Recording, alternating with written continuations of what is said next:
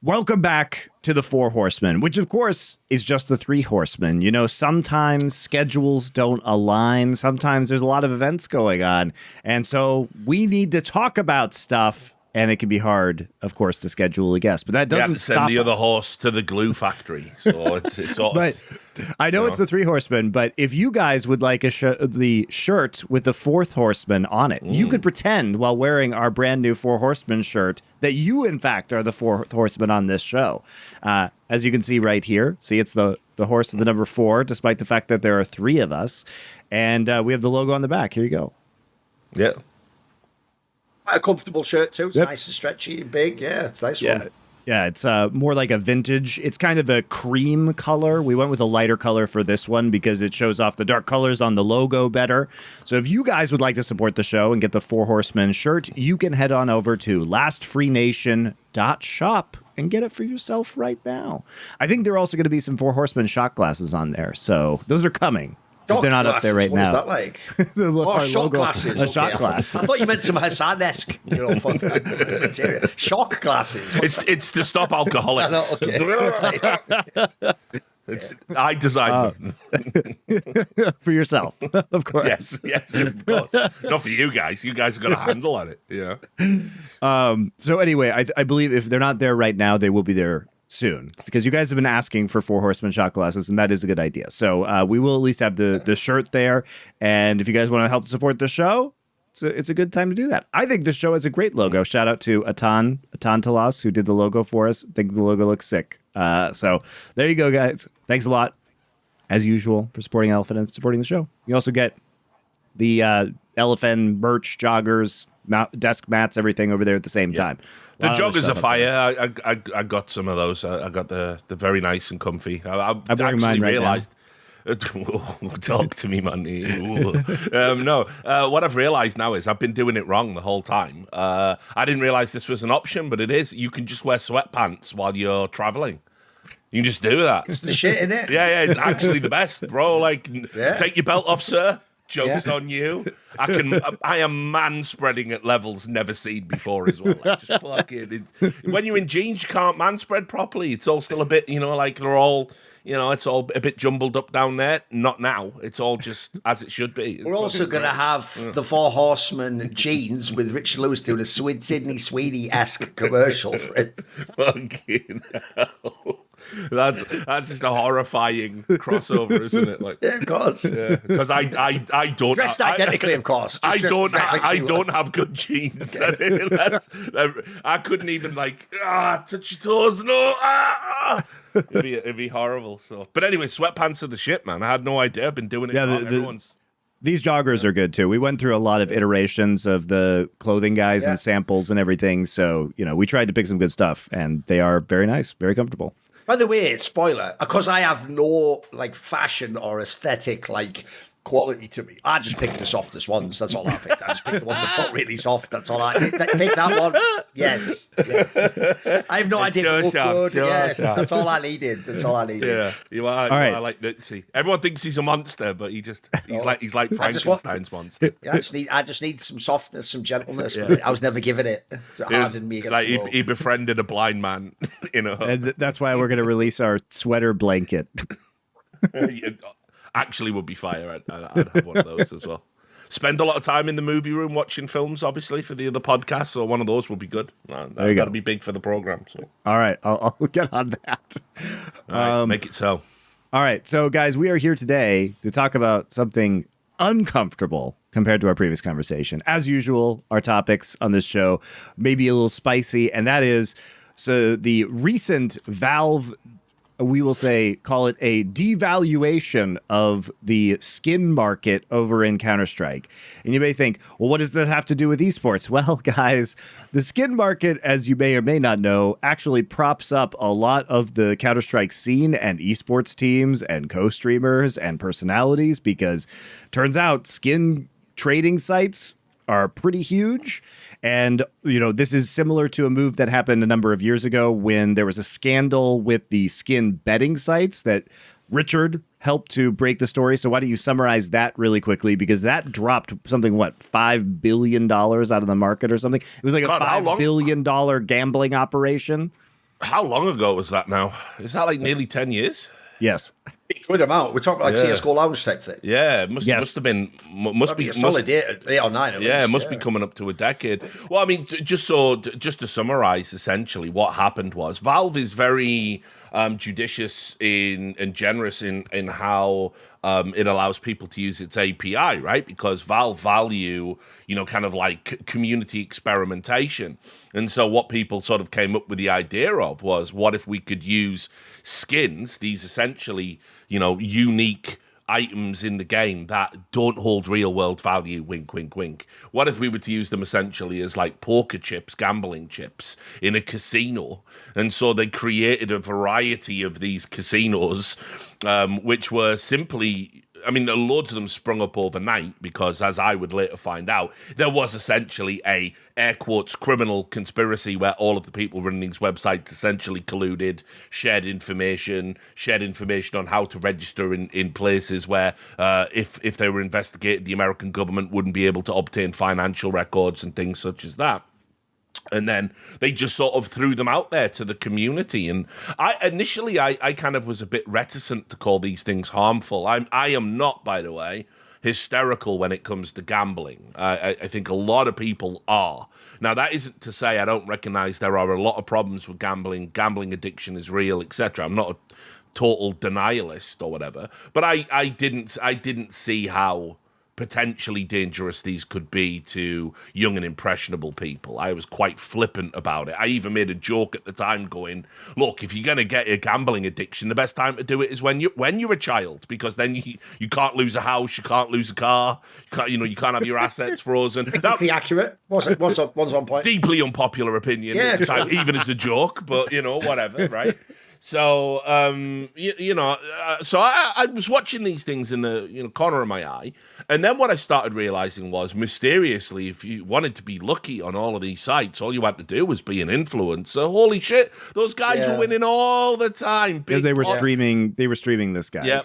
Yeah, exactly. It's weird to this day. Look, I've never been someone who bought loads of cases, but every time I ever got a drop of a case, I always want the key and opened it just for the whatever, It's like 50 pence, isn't it, for me, basically. Yeah. I've never ever gotten a knife or anything like that, Monty. These motherfuckers, when they would turn their stream on, were just getting AWP skins. It was bonkers the look they were getting put out with. Yeah. And obviously as well, baked into how these things were advertising, and this is, I guess, the genius of the promotional aspect of it, was they were using streamers and influencers to essentially circumnavigate a loophole in Twitch TOS by just sitting there and playing on these sites, which, remember, were not casinos. Opening cases all day, flipping coins all day, whatever it was. And because it was essentially free advertising for these platforms, they were being given house money to play with, which of course wasn't being explicitly stated anywhere. So what I started doing was I started turning over a few rocks. Obviously, I can't take credit for the T. Martin story. I think I helped hammer the nail all the way down on that one. I was more to do with the phase CSGO Wild kind of stuff. The Phantom Lord. And obviously Phantom Lord was the big one, because what we found out was behind the scenes, they weren't using like provably fair systems. And if you had created these websites, many of these people had, but not disclosed it, you could essentially go into the back end and, you could see what was coming next and bet accordingly. And that was done to create viral moments, because the moments that would go viral is, Phantom Lord loses it all on a spin, so you would bet big knowing you were going to lose, and because it's not your money anyway, it's house money. We should really have tied this into our upcoming foreplay thing with the Sting. We could have done a whole thematic thing here. True. We didn't think it through. Because it's true. Like, obviously, the whole thing is they were basically like baiting their own fans into thinking like, I'm betting big with my own money. Like they never said that directly, but that was the implication. Yeah, always. And then obviously they never could lose anyway. And in fact, as Richard says, Sometimes it was just rigged. Like the famous one with Phantom Lord, the meme was like he did act like that guy was Jarvis. It's like Joris percent. Never tell me the odds. Like fucking this winning with gambling, but that was the most blatant one ever because he literally was just getting like the literal spins or whatever the fuck, wasn't he? So and there was also that famous clip as well that came out, which it got deleted, but I was able to procure it before it did, and it was like literally where he lost and then it went whack, and all of a sudden it was a win, and he was going, "Oh man, did you see that? That's amazing. I love it. Did you see that, guys?" So yeah, he hits the kill switch under the button. Oh, what the hell? Now I won. That's crazy. Yeah, what I quickly realized was, ultimately this was essentially, again, I use the air quotes criminal because it probably should be criminal, but because it existed in this grey area, it essentially wasn't. But what was happening was the community was essentially being tricked, defrauded in some cases, because a lot of impressionable people were betting on these sites, and then these things were going on. I mean, remember. It was also undermining the entire esport of Counter-Strike because at the time there was so much money from the skin sites that basically they were paying the pro players more to bet on their streams than they were getting paid from their teams. So basically the entire pro scene turned into an advertising mechanism for these betting sites, and it became more important to them than playing the professional matches. And like the team, I remember the teams themselves at the time telling me like, we can't pay the players more than the sites are paying them. They're paying them, $20,000, $30,000, $40,000 a month. And this was 10 years ago. And this is before a lot of the VC had hit the scene. And they're like, we can't even pay. So like, we have to let these guys take these contracts, but we don't know if they're actually trying to win games of Counter-Strike anymore. Yeah. And so anyway, by 2017, I managed to interview a coder that had coded a number of these sites, including some of the ones that were in the headlines. And he essentially gave me like back-end access. And I was able to like screenshot all of the things that you could do on these sites to essentially rig the outcomes. That article got tweeted out by Total Biscuit because John was, at this point adamantly against this too. He could see the kind of, not just from an esports perspective how it was destructive, but the thing that always would prick John's interest was consumer-related stuff. And essentially these consumers were being taken for a ride, If you use a gambling site, you are a customer, lest we forget. It is a service. You are entitled to certain protections. And these protections were being violated en masse. And so it was a huge thing. And essentially what happened during this time was there were a number of cease and desist letters sent out by Valve. But as far as I can tell, not too adamant. They went after the ones that were the most notable. There were a number of lawsuits by affected customers that wanted to sue these websites to get their money back. There was the ongoing lawsuit with Phantom Lord, where all of my stuff was essentially used in evidence, all of my reporting. Phantom Lord technically won that lawsuit because the lawsuit he had was against Twitch banning him and whether or not they had to serve him notice because of a clause in the contract. But in terms of all of it wasn't that he didn't do anything bad with CSGO Lotto. That was never contention. That's how he just tried to conflate it as that, though, didn't he? Exactly. Make it seem like he was found. He even did the whole "I found innocent," which is like, again not even true. Not guilty is not the same as innocent as usual. Yeah, and so that was a whole thing.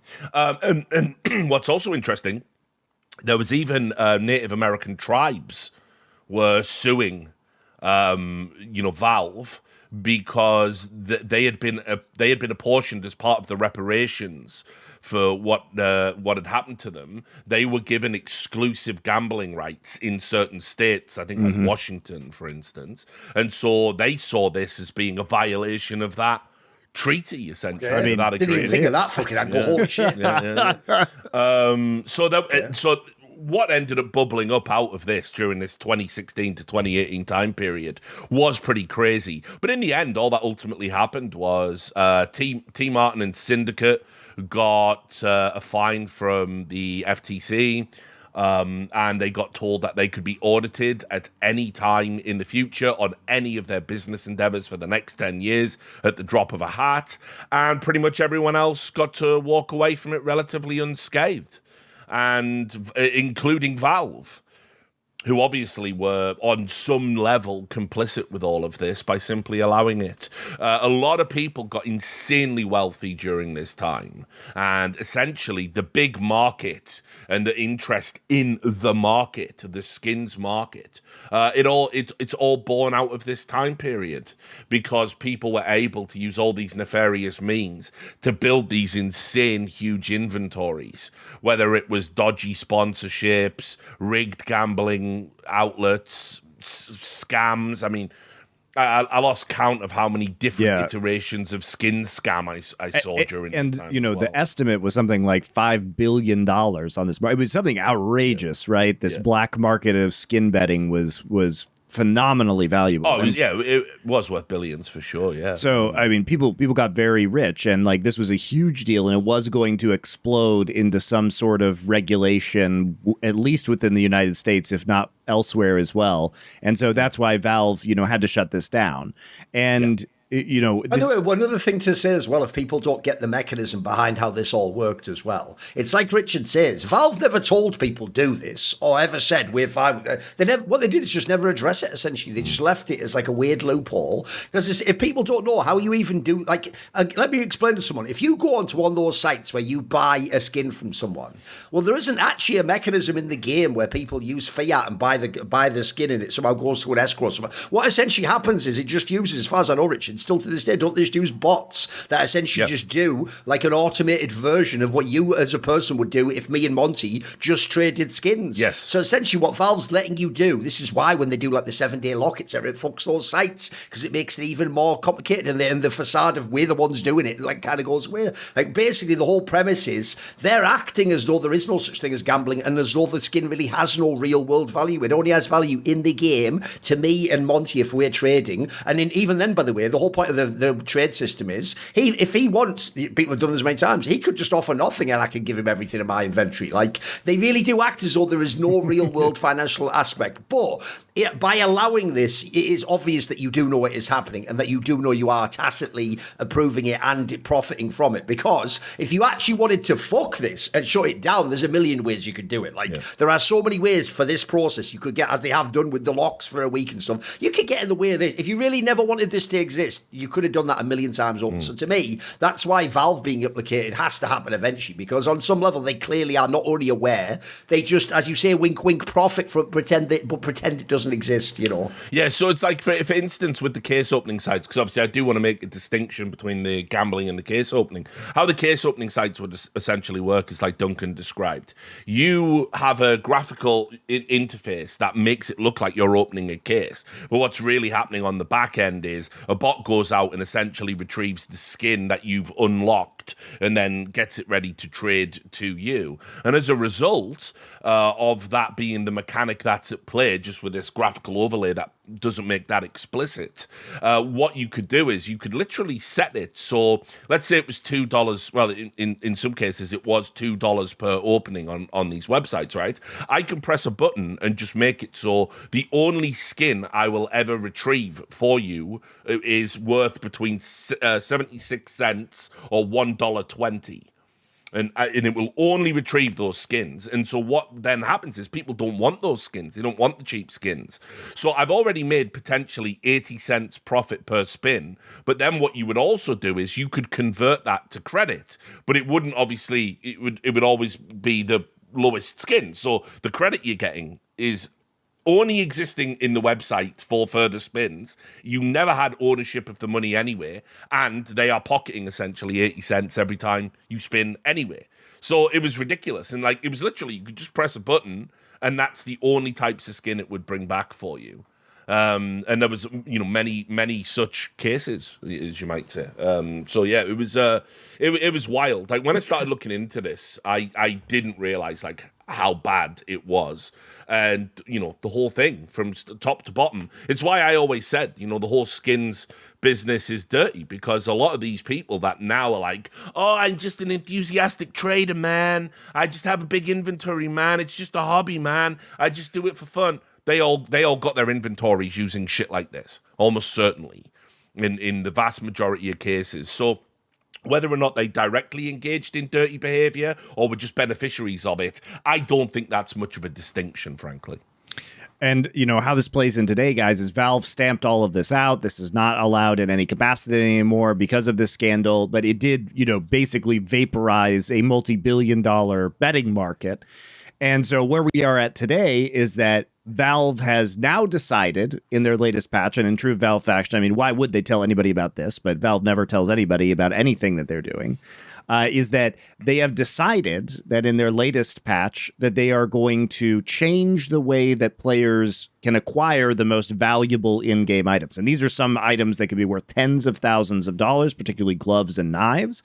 And so instead of having to open a case and then randomly at a very high level of rarity, like a fraction of a 1%, get one of these items. Now you can also use 5 red items, which are lower tier items, to combine them to get one of these higher tier items.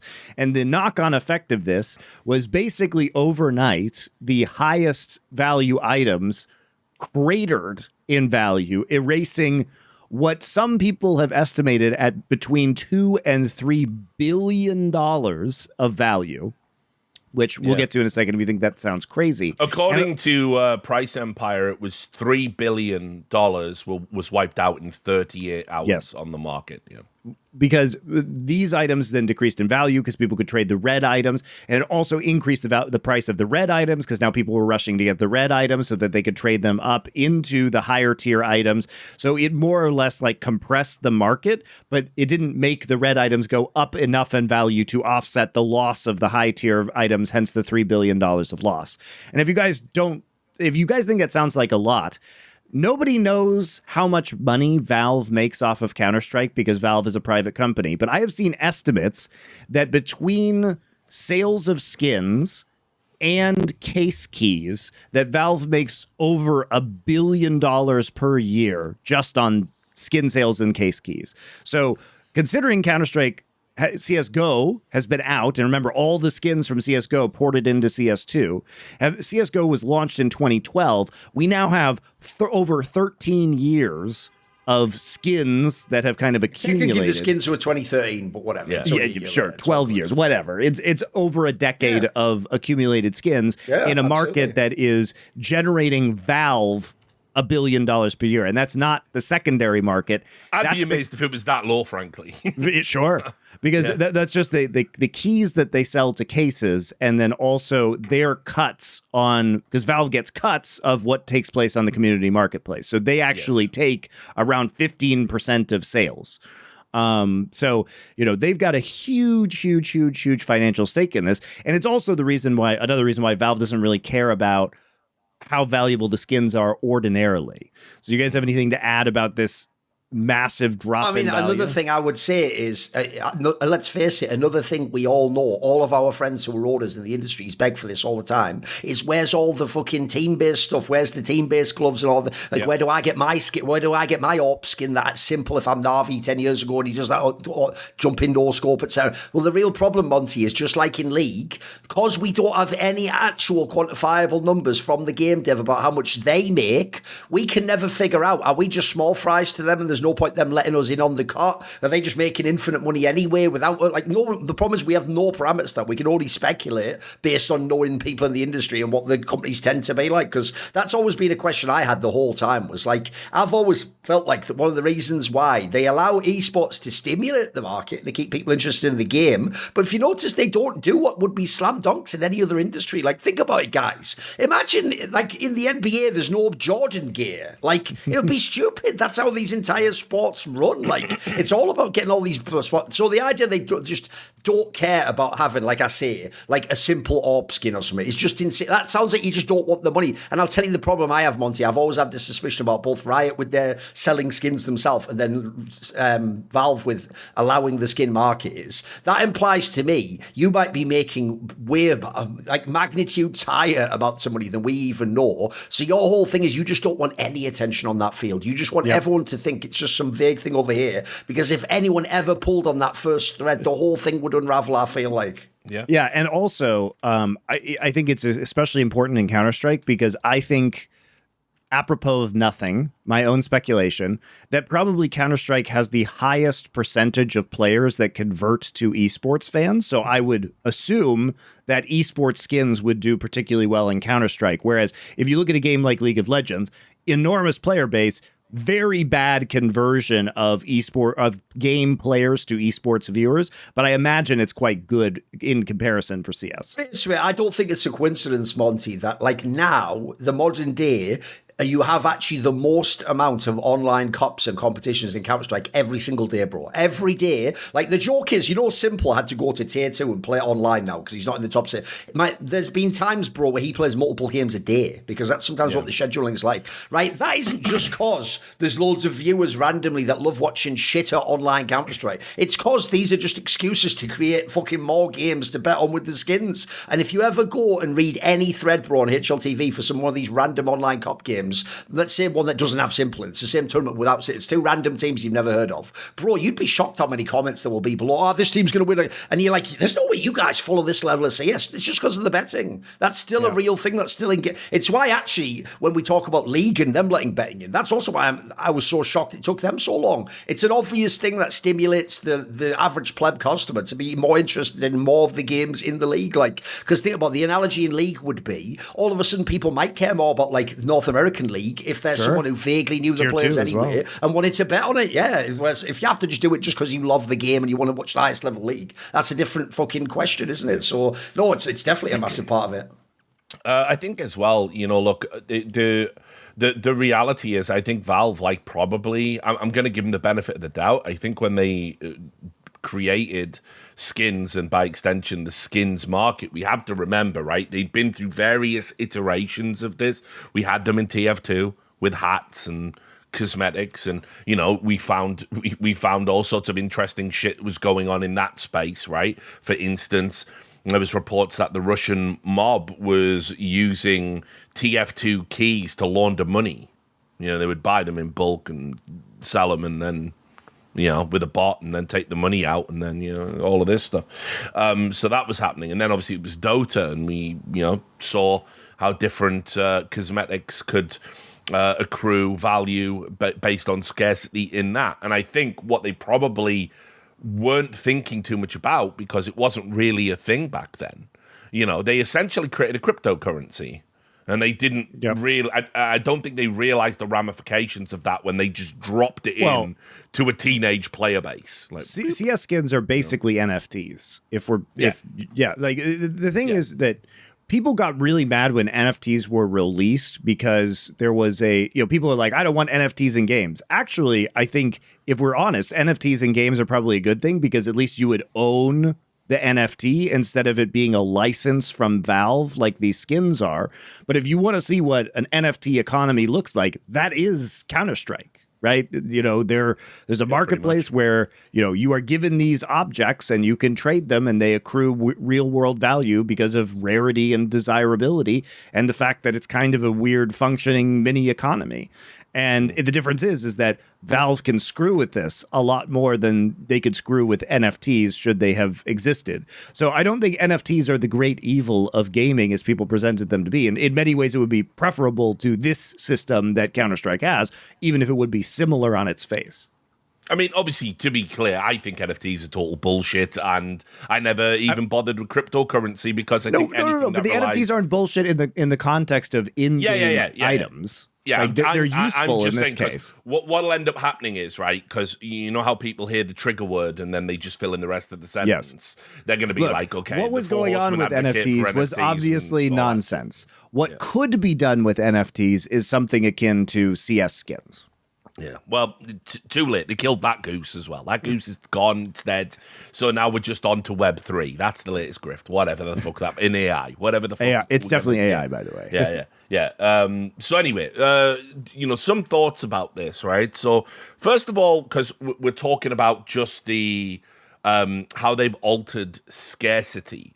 Now, this is an interesting one because I don't see necessarily where the external pressure would be coming from for them to make this change. So again, just to reiterate, the reason it's wiped 3 billion, according to some measurements, off the skins market is you are no longer beholden to the odds to get a knife. So if I want a knife or gloves or whatever the fuck it might be, I can now essentially trade up. I mean, you can only really trade up to the, it's knives and gloves are covered by this. So, you can trade up for a stat track knife. If you take the 5 red stat track, you can trade up to a regular knife or a regular set of gloves if you use the 5 regular red ones. And as a result of that, that means that it's now easier to come by these knives, and therefore they're going to be not as rare, and therefore the scarcity is linked to value, etc., etc. I don't know why Valve have essentially done that now, because nobody has ever complained about, the knives, like, they have too much value. I've never heard that complaint ever, by the way. Well, sometimes the government sends you a letter privately. Yeah, exactly. So this makes me wonder if it is just something that is part of this broader thing that Valve are doing. So, let's just rewind. Prior to this update, they created something called the Genesis terminal, right? Which sound a bit sounds like something James Cameron scripted. yeah, exactly. A bit grandiose. But essentially, what it is it's instead of a case. You get a terminal that you open, and once you open it, you have 3 days to decide whether you want the skin that it offers. I like the way it sounds like a Twilight Zone episode. Yeah. Even I know. Picture a man with 1 terminal, 5 skins, 3 days. Ridiculous. But anyway, and he's about to come up on the last hour of the 3rd day. Tick tock, Mr. Smith. Yeah, I know. It's so whack, isn't it? Why are they like this? So anyway, you've got 3 days to decide if you want the skin that it offers, and it will offer you 1, and then it will offer you, and if you don't want it, it'll offer you another, and all of those skins will have... It's just the idea that now you've just got some fucking pleb you wouldn't believe the skin offer I had, man, because I didn't have the money for it. Yeah. Just shit stories about 4 more. To explain this, it comes up with an offer. And it's like a personal sale for you, but you have to pay Valve money in order to acquire the skin that is being presented. You still got to pay for the skin. I want to make that abundant. They're essentially operating. Valve themselves now operate on the principle of the Turkish market salesman I encountered on my holiday, where they offer me specifically a price because I have a nice face. You know what I mean? Valve's now doing that. I thought you were going to do the apparently. ice cream bit. No, listen, they're also doing that too.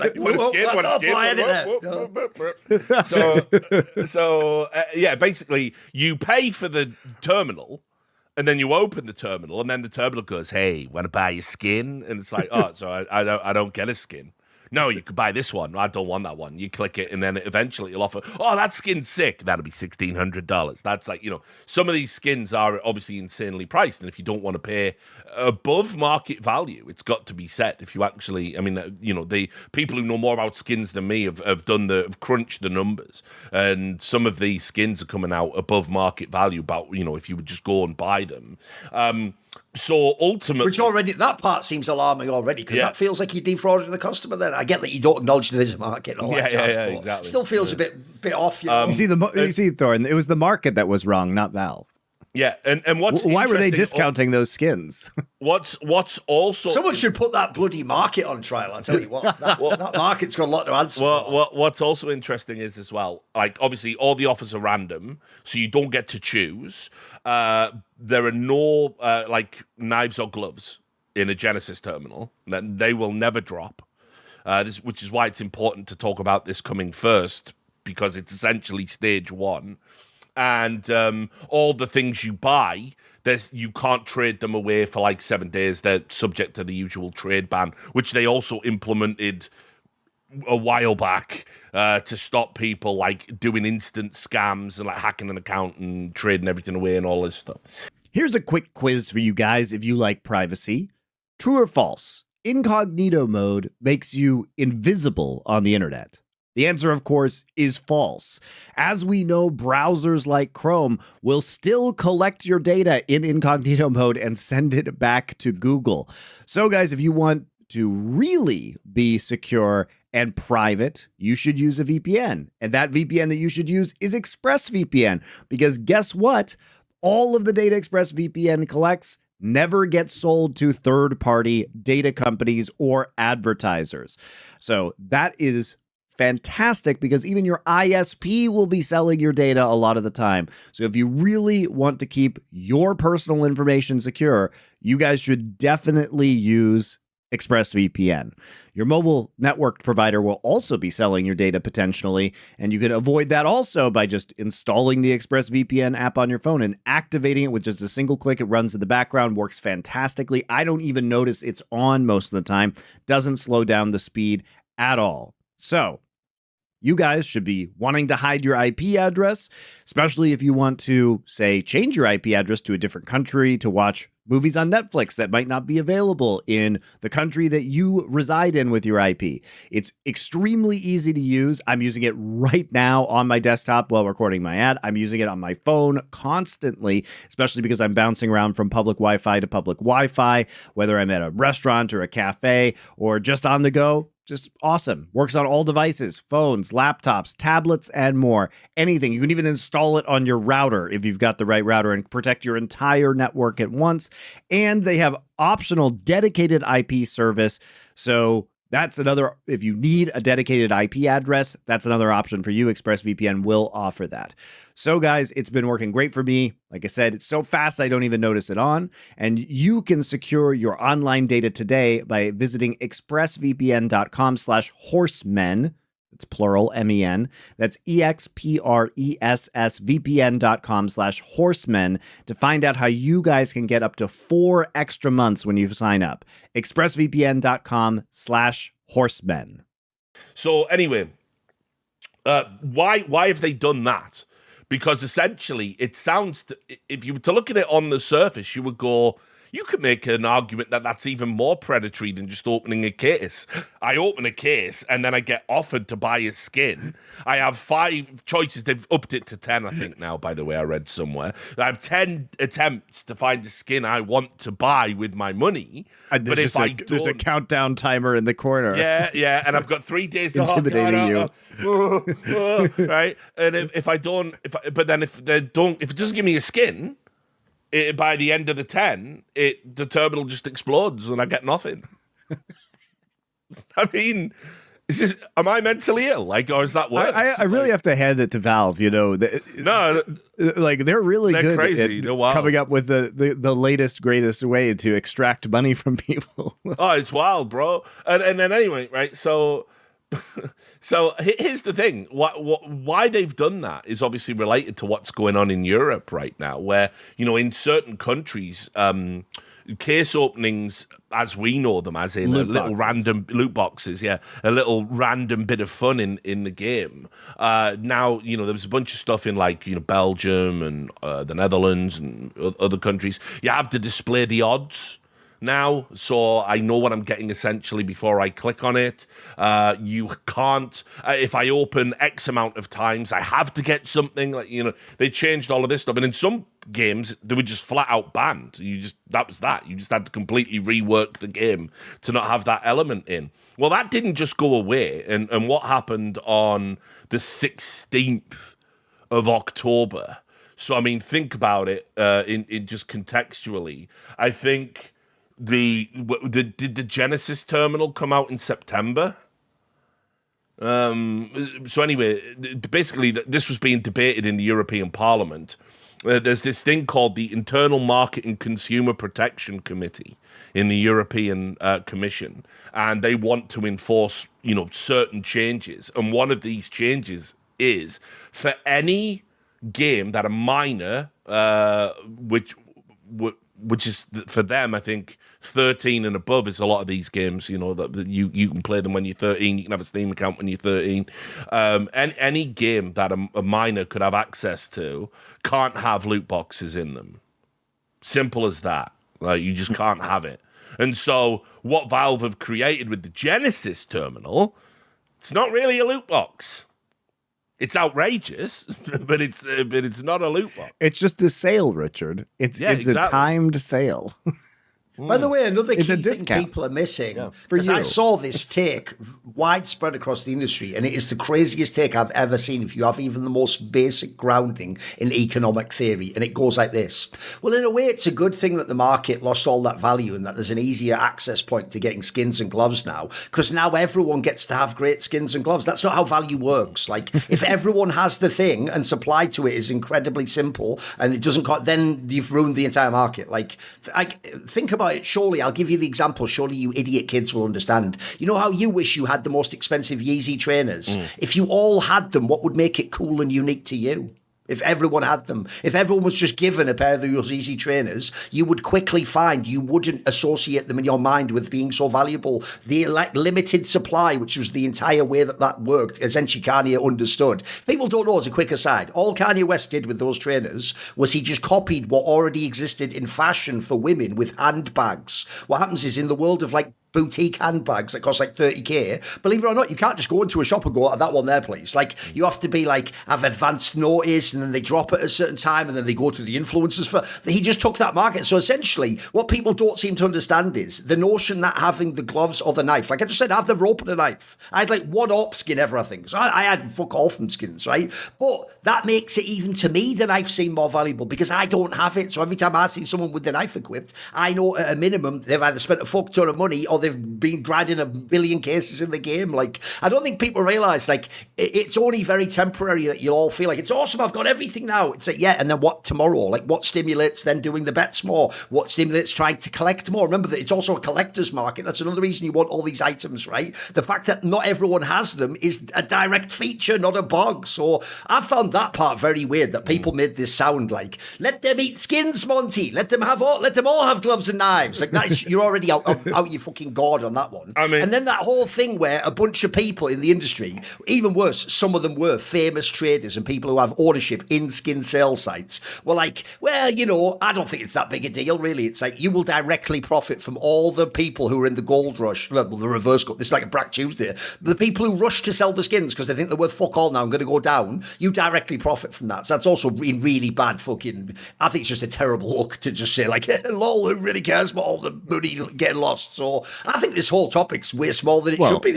Like, essentially, Monty, like you just say, you have to think of this as collectively the people who care about CS skins lost $3 billion. Yeah, and if that was a financial market, people would literally be unaliving themselves. Also, like, and I would even suspect people probably already have, by the way. Yes, we just don't know about it yet. Because it's CS and everyone's just got a Steam account. I imagine people have literally ended their life over this, unfortunately. I will also say that the timing with what is going on in the broader financial markets makes this even worse, because a lot of people, if you guys have been watching what's going on, there's a lot of speculation that the market is going to crash because companies are overvalued because of AI. So there have been a lot of people like rushing to purchase gold, keeping money in cash, trying to find alternative investments. And I'm not going to tell you guys that investing a bunch of money in Counter-Strike skins is a good investment, but probably some people have done that as a result of the current market conditions, and they would have just lost everything. We're not talking about the same as having a giant stock portfolio, but literally there are pro players, some of them were your favourites, who did think in their brain, well, I've always got 50 or 100k in that inventory. They did think of it like that, Monty, like a mini little nest egg. In fact, famously, I'll give you an example. I think when Olaf Meister came online, because he was one of those ones who did that site where it shows you the valuation, I think when he like refreshed the page, he'd lost half the value of his entire inventory or something. Like multiple major winner, now we're a retired player, etc. Or there was people who, even though they all laughed and joked, of course, they don't really have value. Everyone did treat it like that was like a fucking classic car that they could sell at any time if they needed quick cash. Yeah, a lot of people did that, I think, Monty. Yeah. I'm going to try and tiptoe around this, but I have to say, I don't know if I'm on the same page as Duncan. I do feel almost deeply unsympathetic. No, really, to a lot of this, and I guess it's because of my experiences having seen all the dirty shit that this is adjacent to. It just makes me think, like, what the fuck were you ever thinking? Like, you know, like accruing these large inventories and thinking that I'll cash out on this one day. It's a naive idea, of course. Yeah. But no, but more than that, it's like you do realize that, like, it's not a car. It's not a rare coin collection. It's not a rare stamp. It's not this thing that you own. Richard, these are the same people who have their entire portfolio in crypto. You know what I mean? These are... Of course. Crypto makes more sense than this.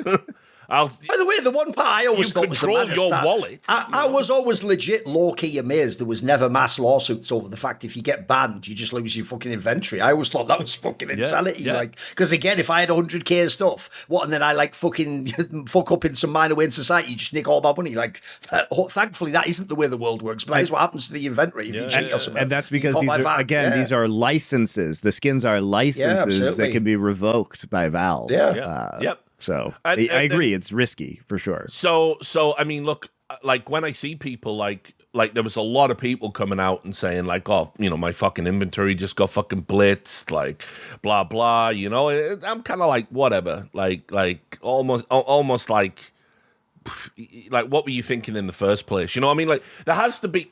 This is the problem with like when you want to be sympathetic to the consumers and you want to be sympathetic to the naive people of the world, right? But at what point does you getting scammed? Put it this way, right? Okay, I've got a good example for you. Maybe this will bring people on board with my point of view, right? There was a story in the news, and it was about a woman had given her savings. She'd remortgaged her house, given like 10 grand because AI Brad Pitt had fucking called her up and was going, I love you, baby doll. I just can't get the money right now, and I just need some liquid. And it was like an AI of Brad Pitt with Brad Pitt's voice. Oh, of course, Brad, I'll get you the money. Right. At what point do we say you're just fucking too stupid to interface with society, right? And it's like, it's sad she's lost the money. It's sad she remortgaged her house to check notes, give money to AI Brad Pitt, right? But like, if she'd done even the most cursory of checks, she would have been protected from her own stupidity. It's just, you know, and it's like, she wasn't elderly. You know, it wasn't like an elderly person who doesn't understand technology.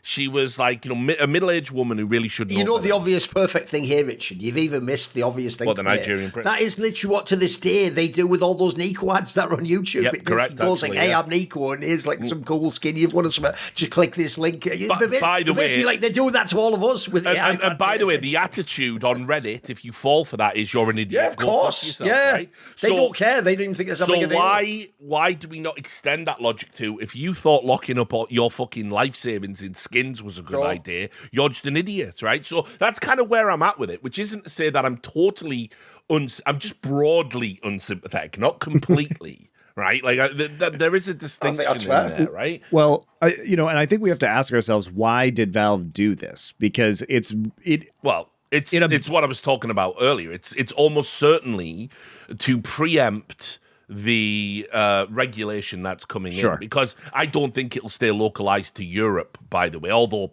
fuck knows what's going on with this current administration. Well, I mean, if government's not even open in America right now, so you know,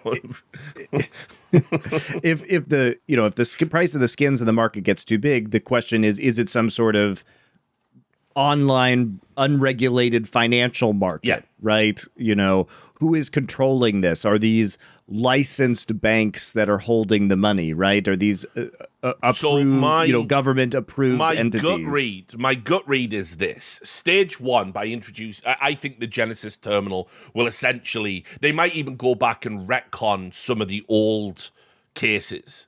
That I think I could even see that happening. So let's say you've got one of those rare cases from back in the day. I could see Valve like pressing an update. That's not a case anymore. That's like a terminal now, right? I think the terminal will come in and be the de facto mechanic of how you accrue skins from Valve directly. One thing I don't know, maybe you didn't. I was just not listening when you outlined it. What do you think is what does the abstraction of the terminal do for Valve that somehow they? It is not gambling anymore. It is. Yeah, it's a sale. That would just not be defined by that, because you choose to opt into the sale. It's a personal sale. Right. It's like if somebody came up to you and were like, I'm going to give you, Thorin, a discount, and this is the Thorin discount for this item. Only Thorin gets this discount. Wow, aren't you lucky? I can give you Would an you like analog. to buy this? Right? I can give you an analog, right? If you're a member of like Good Old Games does this, for instance, every now and then, because I'm signed up to Good Old Games and have purchased games from there because I like to play retro games. Occasionally, I'll just get an email. It'll be like, you can redeem this offer in the next 48 hours. That's something bespoke and personalized to me. It's a unique referral code. Nobody else is getting that offer, theoretically. It's something they're offering to me in that moment. There's a little bit of FOMO there. Oh, shit, but I mean, obviously, with Good Old Games, the price is, it's £5 a game or whatever, so who gives a fuck? But you might get like £2.50 off, something like that. And it's like they're offering it to me. And so the theory is with the terminal, I am offering you 10 sales opportunities for your money. And these represent incredible value. Some of these skins are rare. They're not just going to be everywhere on the market for you to obtain. And you might have the chance to buy one direct from us, Valve. Now, because it's not a game of chance, I am not opening a case and I am being told, you get this. And that could be a skin worth, thousands of dollars or a skin worth not even 10 cents. That is a gamble by any definition you want to slice it. This terminal doesn't meet that threshold. It doesn't meet that definition. And so it insulates. It's no longer a loot case or a loot box. It's no longer a gambling mechanic. It is a sales It also, in theory, allows Valve to directly control the value of the secondary market because they're controlling the price of the items, which they haven't done to this point in time. So they're basically saying, we believe this item has this value, right? Yeah. Yeah, and keep in mind, there's always been this weird thing with Counter-Strike where we just seem to ignore the age rating on the game. Like, it's free to play on Steam. You can have a Steam account at 13, but you're not meant to be playing Counter-Strike at 13. I think it's 16 plus, right? Yet we see kids, we've had pro players, like, start their pro career at 15. It's like, guys, hello, there's an age rating on this game, But no one says anything about it. But the problem you've got now is because of the European Parliament and what the recommendations that have been served up to them on the 16th, what is almost certainly going to happen is if you have access to a Steam account, you have access to free-to-play games that have loot boxes in them. So the loot boxes have got to go. And that Genesis terminal is Valve essentially getting ahead of that. Now, the other thing that I think they've done is one of the things that encourages people to gamble is obviously FOMO. It's obviously it's that aspirational desire. I want a knife.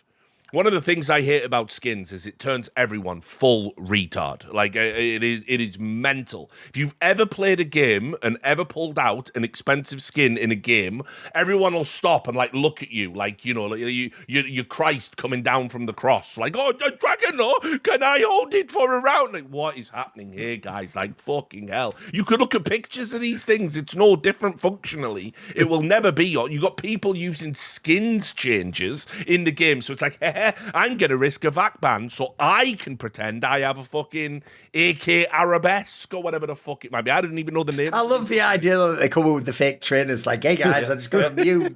My auntie got them from the docks. Like, give me a break. So that it just turns everyone full retard, and I don't understand why people go nuts over this shit because you don't own it. So I've always hated that aspirational element, but the problem is the aspirational element certainly encourages people to gamble, certainly encourages people to open cases, certainly encourages people to engage in negative behavior. Now, what Valve has done is you have given me an avenue where it is easier to get a knife. I can have one. All I got to do is get those 5 reds. They're a lot easier to get than the knife itself. Everybody can get those, although the value of those has skyrocketed on the market. So, give a one hand, take away with the other, I guess. But I can have that. I can now have a knife. I can now have a pair of gloves. And so I guess what Valve can then say to this European Commission, if they're ever questioned about it, is not only did we remove loot crates from the game, because it's now a private sale between, us and the customer, we also removed the aspirational element. Anyone can have a knife now, right? And so I think if you do those things, they're probably not in trouble with the European Parliament anymore. And I think that's what's driving this. And I think that's what it's all about. And ultimately, I have to say again, broadly speaking, I fully support what the European Parliament is doing. This isn't something this isn't a knee-jerk conclusion they've arrived at overnight. They have quite literally, for years, looked into all of the numbers, like how these things work. They've looked into like how child gambling can affect people's minds. They've commissioned studies. This has been going on for nearly 10 years. And ultimately, the conclusion they've arrived at is loot crates are gambling. And to the soft, malleable mind of a teenager, gambling. I mean, bad. they are. Like they are a slot machine. Like that's it. That's what they are. It's true. For people of like our generation, it's not hard for me to make that leap. I agree with you, but Duncan and I were raised on Panini stickers, where we would spend all our pocket money to get stickers, and you hope like Paul Gascoigne's in there, but he never is, right? I mean, and baseball cards. With you guys. Look, I mean, look at all the trends, like baseball cards, TCGs, fucking Pokemon, Pogs, just fucking Pogs. Yeah. Like, well, you know what? I hope keep this energy for fucking Wizards of the Coast, because what Magic the Gathering are doing to their customers is fucking outrageous. It actually makes Valve look like fucking amateurs, actually. And I don't even play Magic the Gathering, right? But like, there's something. Keep this energy. Don't just stick it to digital, because what they're doing with fucking cards is mental, actually. Like, they're price gouging, deliberate enforced scarcity. A bazillion different sets with different like rarities of like the collector's edition versus the normal edition. Oh no, it's outrageous. And then we make rules like, hey, but you can't use that one because that's not official, but it has got Spider-Man on it. Like, this is mental, guys. This is mental. So like, what is happening here? But anyway, so that's another show. We'll do that. We'll bring Doer on for that. And we'll do, a Wizards of the Coast special. But anyway, so for me, all of this is about Valve essentially evading regulations and potential fines. And keep in mind, this is the highest echelons of government in Europe. It's not some crusading, fucking busybody. Like, they could just say, right, well, Steam can't operate in this territory then until you get your shit together. And think about what that does to Valve's bottom line. And if there's one thing Valve will always, air quotes, cave for, it is their bottom line. It is their profitability and their money. Whenever there's a topic that might take away their ability to like just operate freely, independently, and make fistfuls of cash, they don't care. Remember, this is the company that made their own version of Steam for the Chinese market, working directly with the Chinese government. It's got 60 games on it. You know what I mean? Like, so don't think they're going to be like, oh, we are laissez-faire capitalists, sir. we care not for your regulations. No, they don't give a fuck. They just want the money to keep rolling. That's how that goes. So. Now, you guys may discover, like I did, that you are massively overpaying for wireless, especially if you've switched to working from home, if you're constantly on Wi-Fi networks while you're out and about. You may not be using that much data, so why are you paying an arm and a leg for it? Instead, switch over to Mint Mobile. All Mint Mobile plans come with high-speed data and unlimited talk and text like you're used to, and it's delivered on the nation's largest 5G network.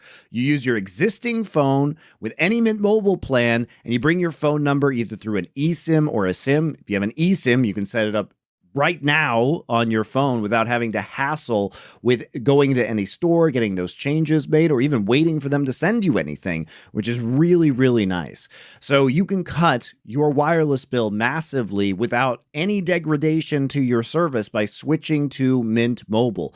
And if you're like me and you travel internationally, and sure, some plans have been really good, but Mint Mobile will offer you international passes. All you have to do is sign up on the website and you'll get high-speed data internationally for free as well. It's easy. It will save you a lot of money, and you could go down to as low as $15 a month at Mint Mobile. So, are you guys ready to say yes to saying no? Make the switch at mintmobile.com/Four Horsemen. That's plural, FOURHORSEMEN.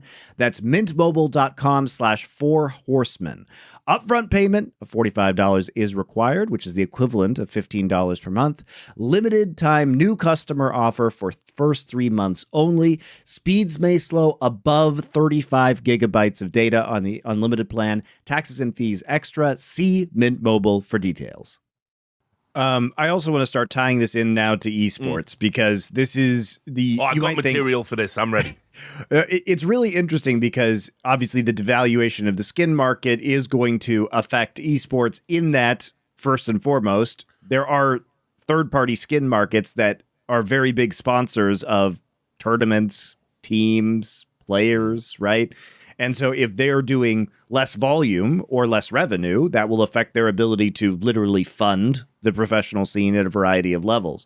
But on top of that, what's been interesting is that the skins, there are certain skins, because remember, these are unique. Some skins are unique in that they have stickers on them from various majors. And so they have specific stat tracks on them. And these skins, you may be surprised if you're not from the world of Counter-Strike, these skins frequently end up being loaned. Famous skins get loaned to pro players. And you might be like, what the fuck are you talking about? So rich people or skin collectors who have interesting or unique skins, pro players will approach them and say, can I borrow this skin for this event because I want to use it and everybody's going to watch me on stream with your AK. By the way, I'd even say if you're a really famous player, it's the other way around. Like I remember in the early days of CSGO hearing this from people like Forrest. They would be like, oh no, this guy just said basically, like, I'll lend you the skin to use if you want at the major. Like if you're famous enough, they come to you. Donald Trump fucking reference there, whatever. But, and it's true because obviously that skin then gains cachet and unique value, right? If it has unique identifiers on it that people can say, this was the skin that was used in this incredible play at this major, you know, now all of a sudden this specific iteration of that skin becomes worth more money. So there's this very weird market that comes along.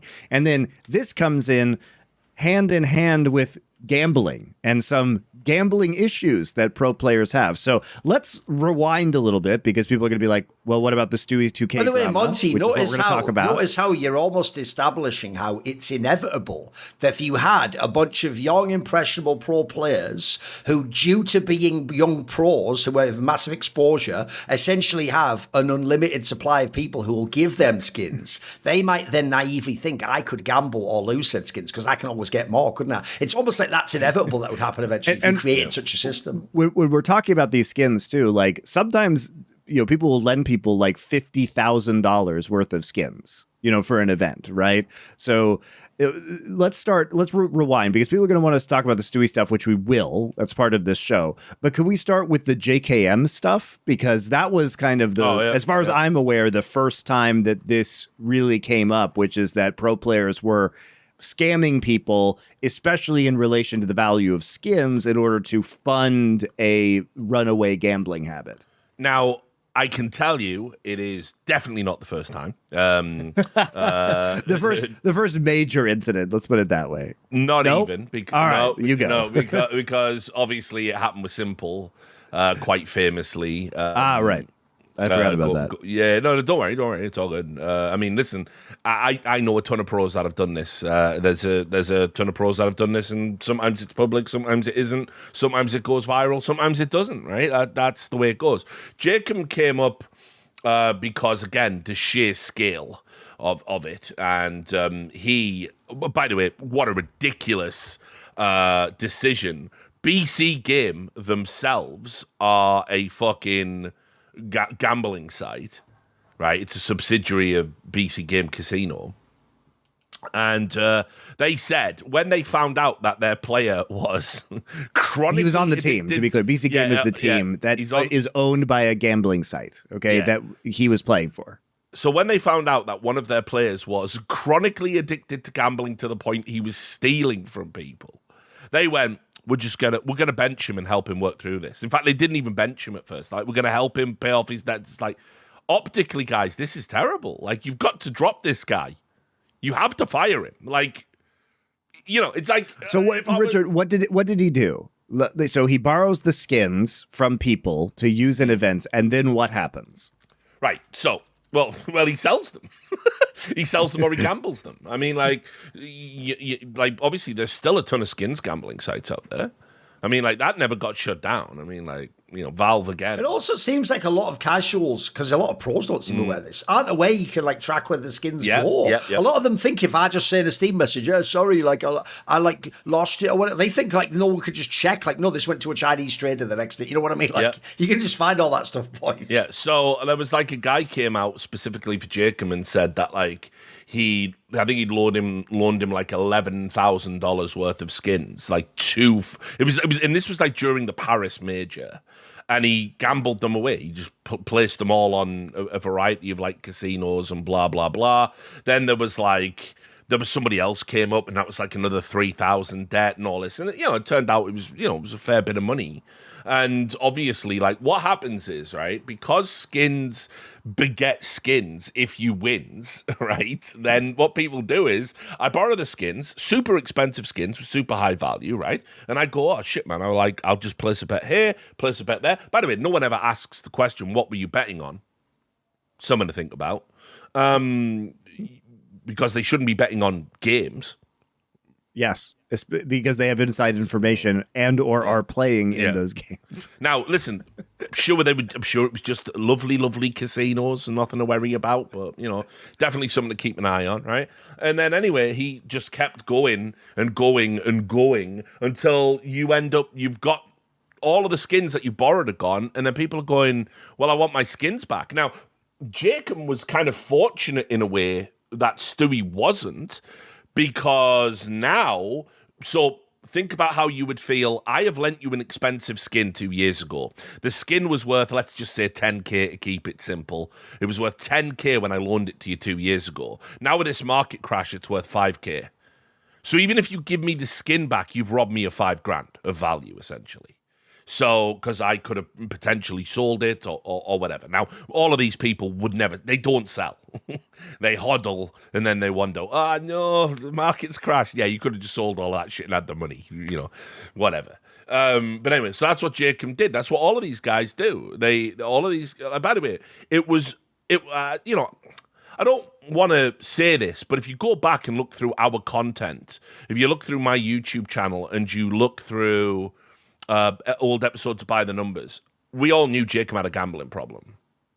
Now, I can self-reflect a little bit and say, well, if I knew that, why didn't I try and get him some help? But then again, it can't be contingent on old Richard Lewis to save everybody, from themselves in esports, for God's sake. And there's a lot more people directly connected to you, Rich. What about all the orgs he's been, and what about all the friends? By the way, what about all the other famous skin traders that are all pals with all these fucking pros? What about all the other pros? I noticed they never police their own fucking communities. It's weird how that works, isn't it? Yeah, and it's crazy to me that ultimately everybody could know about it and it still got to this stage. Because one of the things that happens when players start doing this is people talk about it behind the scenes.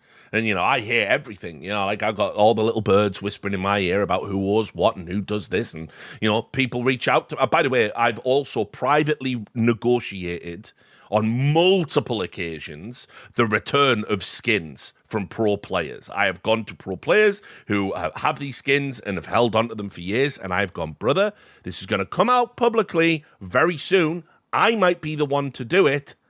Just give the fucking skins back or give him some money. Make this go away. Don't ruin your reputation. And then, all right, okay, the gig is up and they do it. I've done that multiple times. You know what I mean? Because it's just like, I don't want the pro to ruin their lives, and I don't want some kid online to get rinsed by someone they look up to. That's essentially, again, nobody talks about this. The pros that are doing this are essentially grifters and con men. They are using their public image and their status and the reverence that a lot of these kids have for these pros to essentially fleece them of money. It's really gross, actually. It's a lot worse than people make out. Like on the Stewie thing, everyone's going, well, but he's paid some of it back. And if you think about it from his perspective. No, he's betrayed trust. Here's the number one thing pisses me off, Richard, about all these topics. It's like the Riot Games thing a million times over. Here's what I will never forgive Riot Games for. They didn't feel sorry or that they'd done anything wrong. Yeah. The fact that even when that fucking case was being decided, they then tried to fuck with the opposing council shows they weren't contrite. They were doing anything they could to ignore it if possible, and then when they couldn't ignore it anymore, to get out of it. Yep. So same thing. No, jkaem and Stewie 2K did not ever show remorse and that they did it wrong. They were caught, and they were caught not just by one person, because that happens, like Richard says, a million times over, but some of those never even make the waves. Yep. They had to get the critical mass of number of people all coming out at the same time, coupled with plebs getting away, like, oh my God, blowing the story. What's going on? There must be accountability here. That's what made these real stories. Before that, if it was one person who got fucked, you'd have never heard of it. It'd have been a HL TV thread that disappeared or was even deleted, or it'd be someone shouting into the void on Twitter. That's the worst thing about this to me, is we're doing this fake thing where, because now they have essentially the state pointing a gun at their head, they go, I'll give some of the money back, and people act like that's them, just sitting around in a room chair like, oh, what I've done is wrong, I should go and make this right. Hey person, I did it wrong to you and I want to give some of the money. Those are two very different scenarios, and you have to make that distinction, because I'm really bored of this thing of let's give them credit for now they've been caught and there's no way out at all, them starting to undo some of the bad they've done, but not do good, by the way. Don't ever say it's fucking good to pay some of your debts off, maybe. That whole framing is driving me crazy, bro, because I've never, we are people in this call who get treated like we've done war crimes for hitting send tweet, and then motherfuckers can take $300,000, literally gamble it and spunk it up the wall lol, is that your fucking dad's entire life earnings? Lol, I flipped a coin and I lost, lol, can I have more skins? And then when the same guy finally starts to just give back some of the fucking stolen contraband, essentially, we're supposed to go, oh, tell you what, that's so brave. What you're the joke is, I told you boys on the episode of Foreplay, it's like that fucking thing in Quiz Show, where sir, the way that you apologise. There was what are you talking about? He's a criminal. Yeah. They're criminals. Yeah, no. And by the way, that's another thing to say. I know we start out with the episode being about how abstract it is. This is literally criminal behaviour. This is literally, you have literally stolen from people and defrauded them. In certain countries, it does actually meet the threshold. For instance, Czech Republic is quite progressive when it comes to this stuff. They consider digital items, even though technically, as we've established, you don't own them, but they consider if you because you're essentially stealing the license, it's theft. You would be prosecuted in Czech Republic, for instance. So anyway, yeah, I mean, look, the jkaem stuff was a tale as old as time for me. People start gambling, they get in over their head. There's a lot of young, impressionable people out there that want to give you skins. So, you loan them and be like, oh, hey, bro, I'll use this at my next event and all of this stuff. A way to get in your circle as well is an obvious reason why people are motivated to do this. Yep, totally. And then, obviously, I want to just talk about the Stewie stuff as well. The scale of Stewie's stats are far greater than Hold up. Let me explain who Stewie is first for people. So if people don't know who Stewie is, he's a famous North American player. There are not very many North American players who have had his level of skill and his longevity within the scene. He's not really that active in CS2 right now, but he's very famous because he was one of the players on Cloud9 who won the major and then went on to play with Fallen.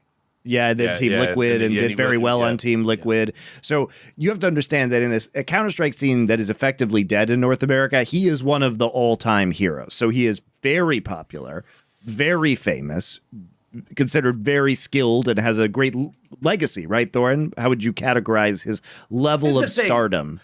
He's not actually that great a player, individually. In the early days, he was a real prospect, first couple of years, a la Shroud, if people remember that. And then actually, what he basically did in the rest of his career is he was like a talismanic journeyman type player on the top team. So when he won the major with Cloud9, I wouldn't say he was the best player of their team. He was probably the third best player or something. When he won with Team Liquid, he was actually considered sort of the final piece that did all the dirty work so then the stars could shut. So essentially, to me, look, I would just say it that way. He's just he has a very decorated resume. He won a Grand Slam Slam and a major, but also he was someone who was like iconic in all of his teams. So he wasn't necessarily always the best player, but there's a reason why everywhere he went at one point in time, seemingly success followed. So I would say pretty sweet. He is easily, like, I would say he is the most popular North American player, even in spite of all that. Like, I think he is more popular than like Elysian Twister. I think we're better at the game, but I would say along with his success, he also coupled it with like branding elements like the Smoke Criminal and What Up Bitch and all that. You know, he had a lot of like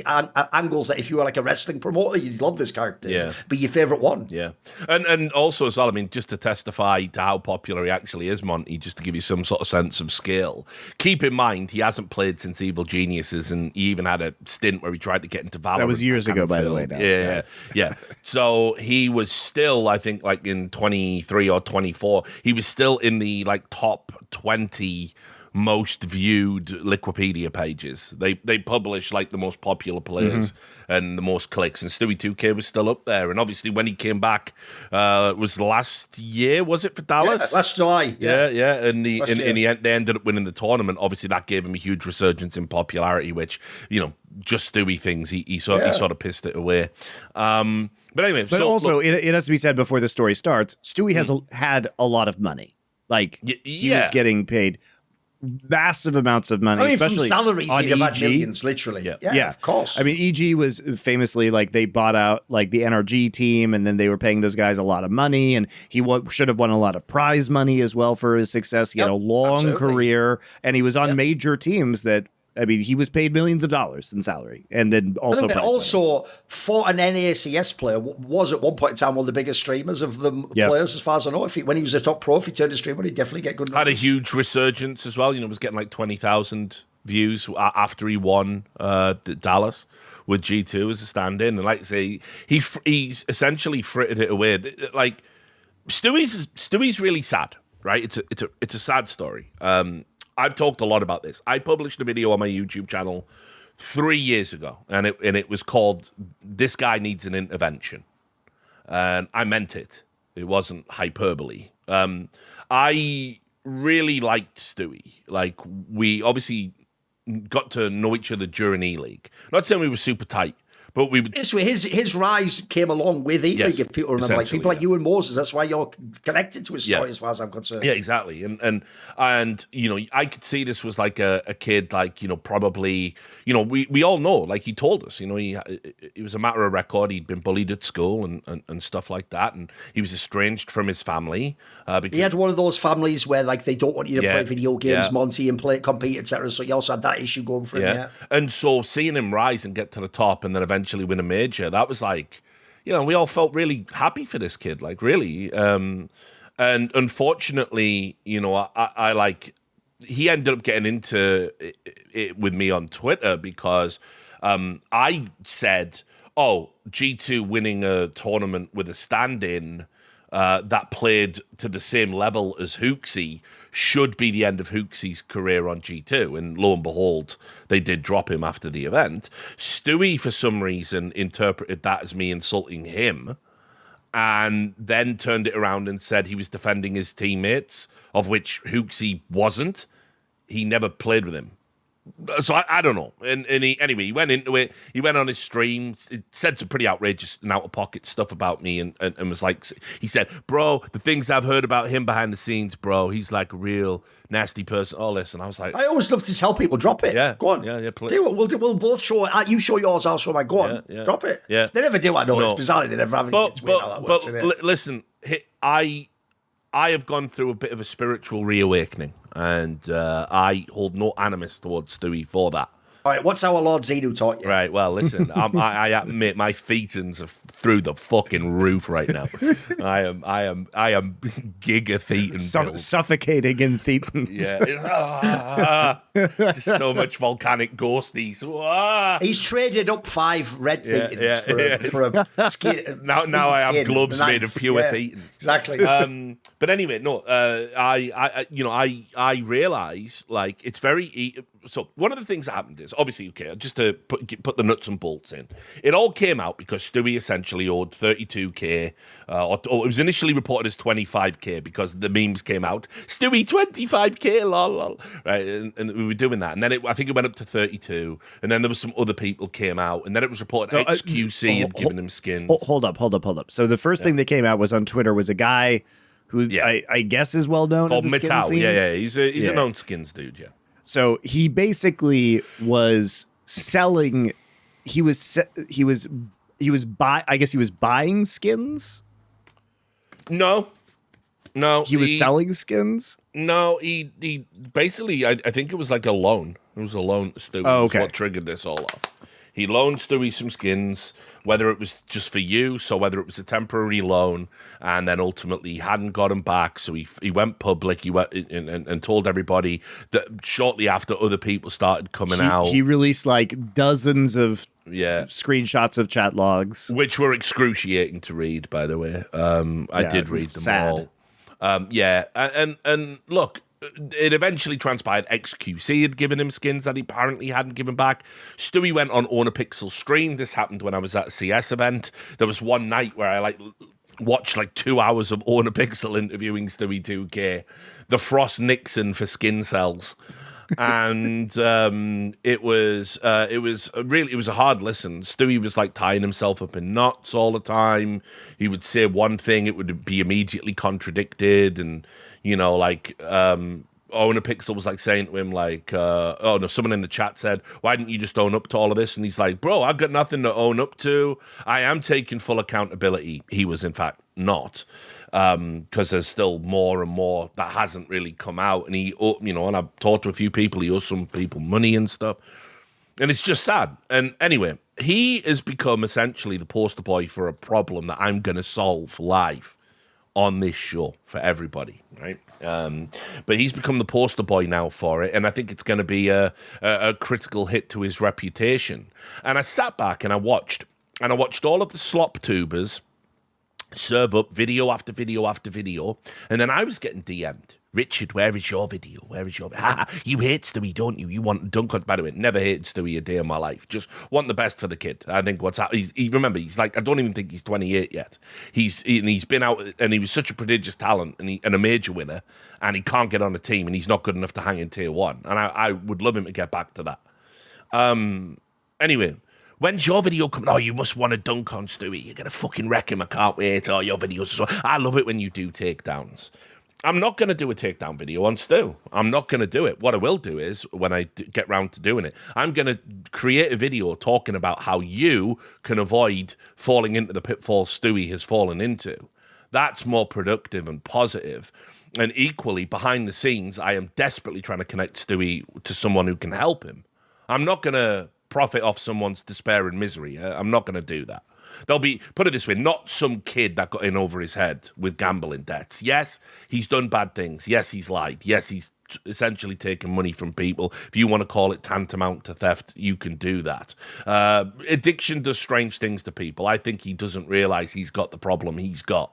He thinks he doesn't. He says he doesn't even gamble anymore. And it's I think you're lying.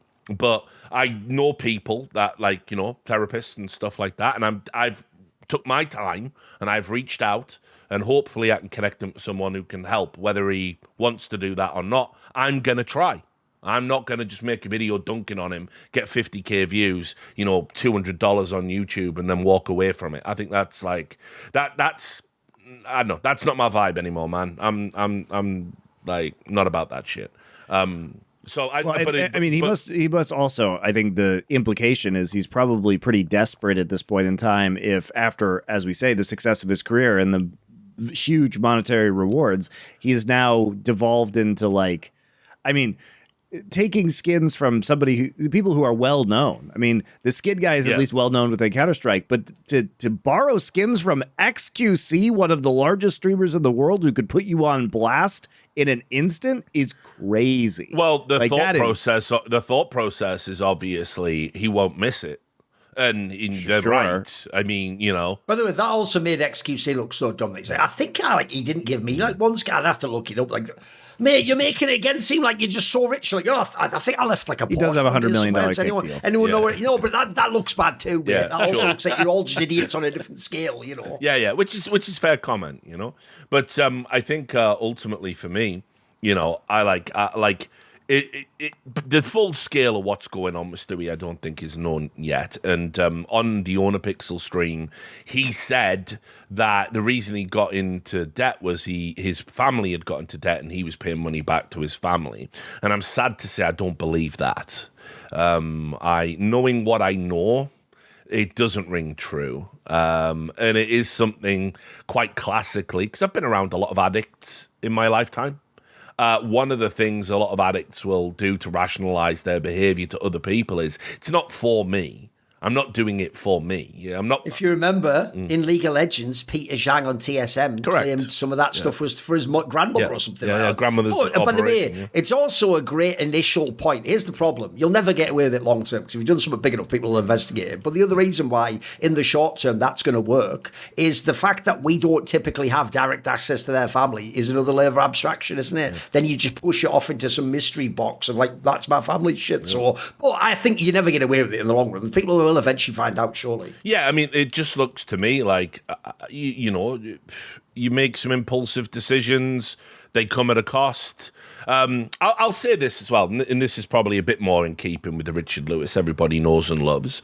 In chat logs and on stream and on the Pixel interview, he apparently has a skins sponsor who he's like totally thrown under the bus with this. So, I mean, that relationship has to be terminated, certainly, because if you want to be represented as being a responsible skin, you can't be giving money or skins to this cat now. Like, that's kind of crazy.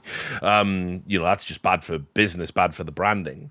And now apparently he's got another one, and I don't know. The bottom line is, I think, like, this is the part that I've always really hated about the skins culture, is when it intersects with the pro scene. And there is no way anybody should be loaning skins to pros. It shouldn't be allowed. Also, these guys have enough money even to buy the most expensive skins on their own. Like, that's what what's outrageous too. Is that the big pros can afford a $20,000 skin. I mean, sure. I mean, look. I don't understand. I mean, to me, it's a bit like cuckoldry. I don't understand that fetish, but it exists, so I guess it's the thing. I don't know why you're like, yeah, use my skin. Use it. Shoot them in the face with my skin. Oh, it's so good. I don't know why that's a thing, right? I don't know, right? Like, that's not, but it obviously is for some people. But as I said, I mean, like, first of all, if you know anything, and you know, I used to teach this on my course. It's one of the first lessons you learn when you come on the sports integrity course, is how the mechanics of match fixing and corruption essentially works. You have to get the players on the hook, and the corruptor will do this, you know, and one of the, and obviously a lot of people are obsessed with skins and having a good inventory, and look at all my fucking shiny knives and rare fucking AWP skins and gloves and all this stuff. And so ultimately, when you loan people those skins, my worry is always, what's the quid pro quo? Because that mechanically is how you would corrupt a lot of people. You know, by the way, I know for a fact there are people that have borrowed skins from heavy gamblers, and they have thrown matches that, you know, no doubt those people have placed bets on. I'm talking about going back to the CS Lounge days. And so obviously nobody got punished for it, but I know who they are. I know who they are. Some of them are retired, some of them are still going, right? A lot of people got away with a lot of shit in that era, and one of the things that would happen is the big heavy bettors that were betting on all the rigged games, they would obviously have all of the skins. They would then use those skins to introduce themselves to pros, and then they would, at the very least, gain information about what's going on behind the scenes. Oh, I heard a rumor your star player broke up with his girlfriend, right? I'm going to bet on the other team. Or it would just be, want to throw a game for me? You can keep those skins if you do. And so that's why it should be shut down.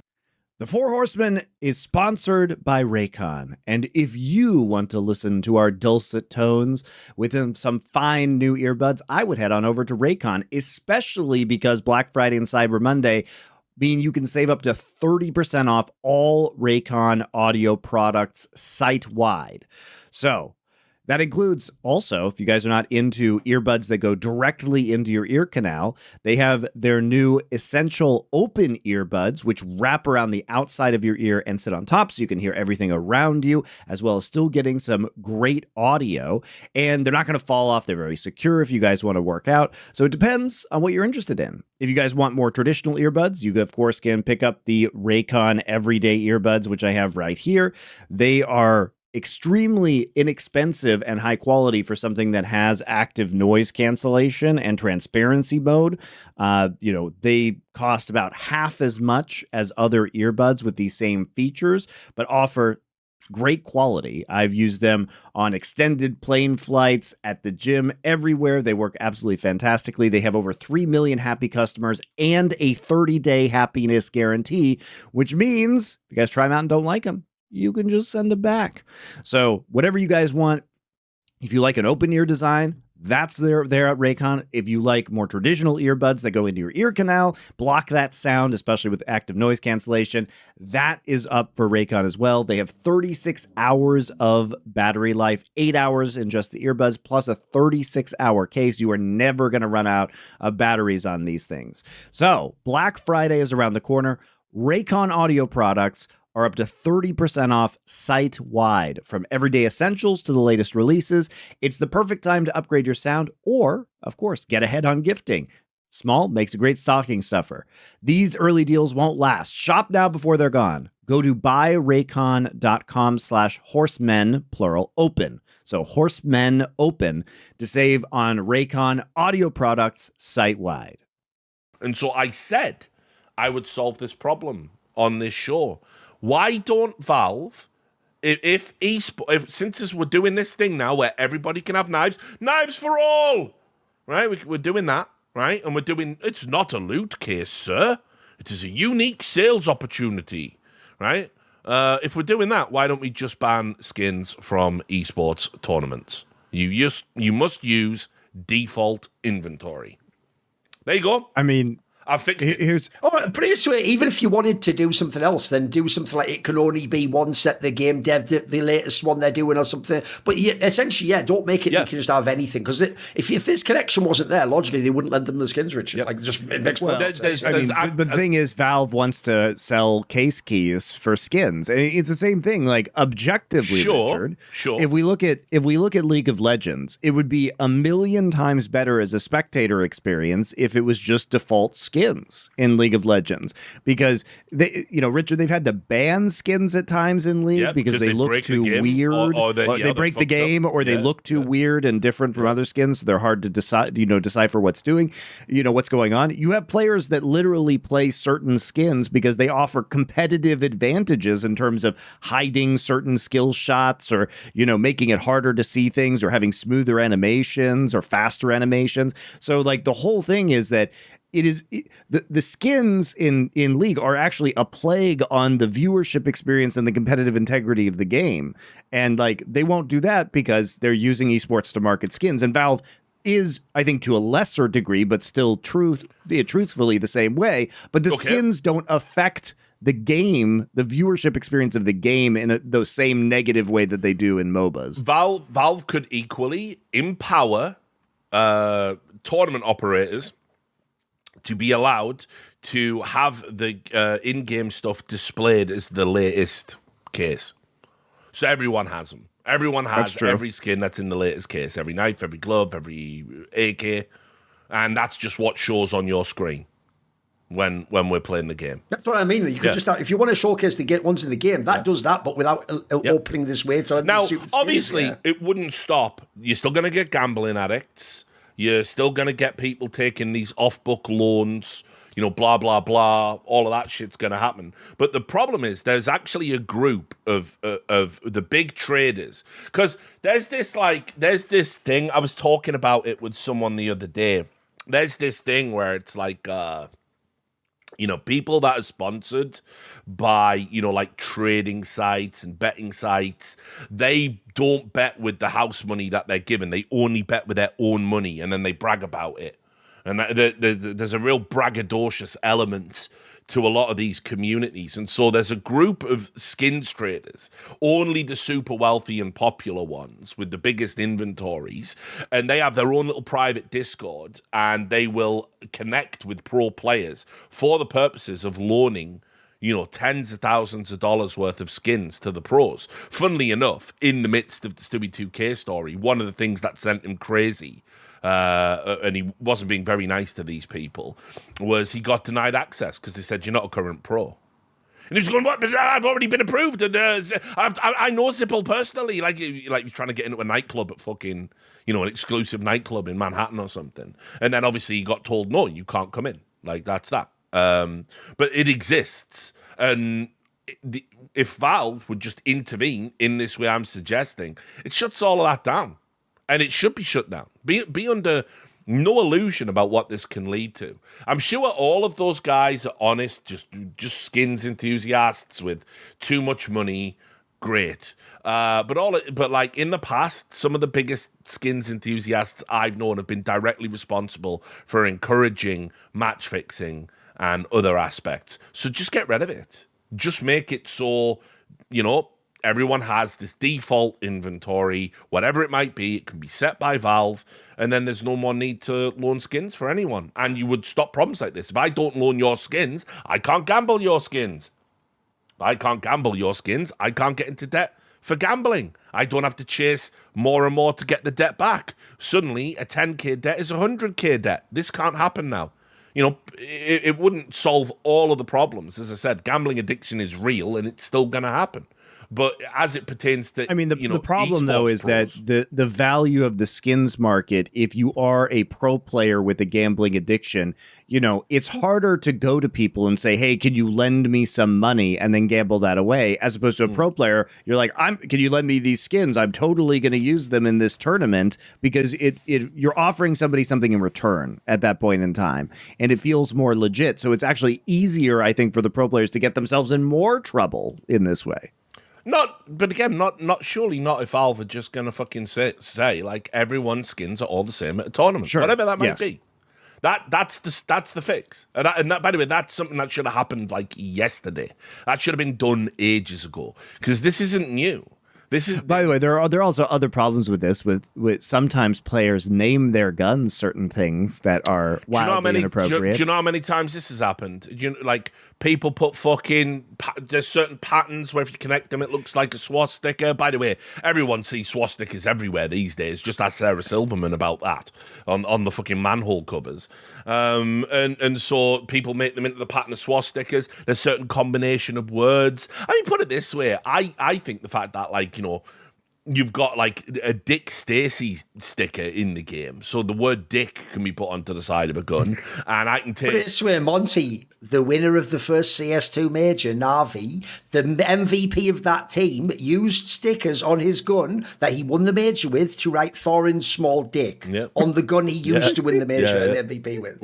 That's a real thing. Look, we just take that as some lol and me, but that's how mental CS is, bro. And you can imagine everything politically, not even just inexpedient, just politically terrible has been written on a gun at this point in time. Quite famously, a very popular team captain, bizarrely also of Navi, had the N-word on a knife. That happened. That was just shown on a broadcast.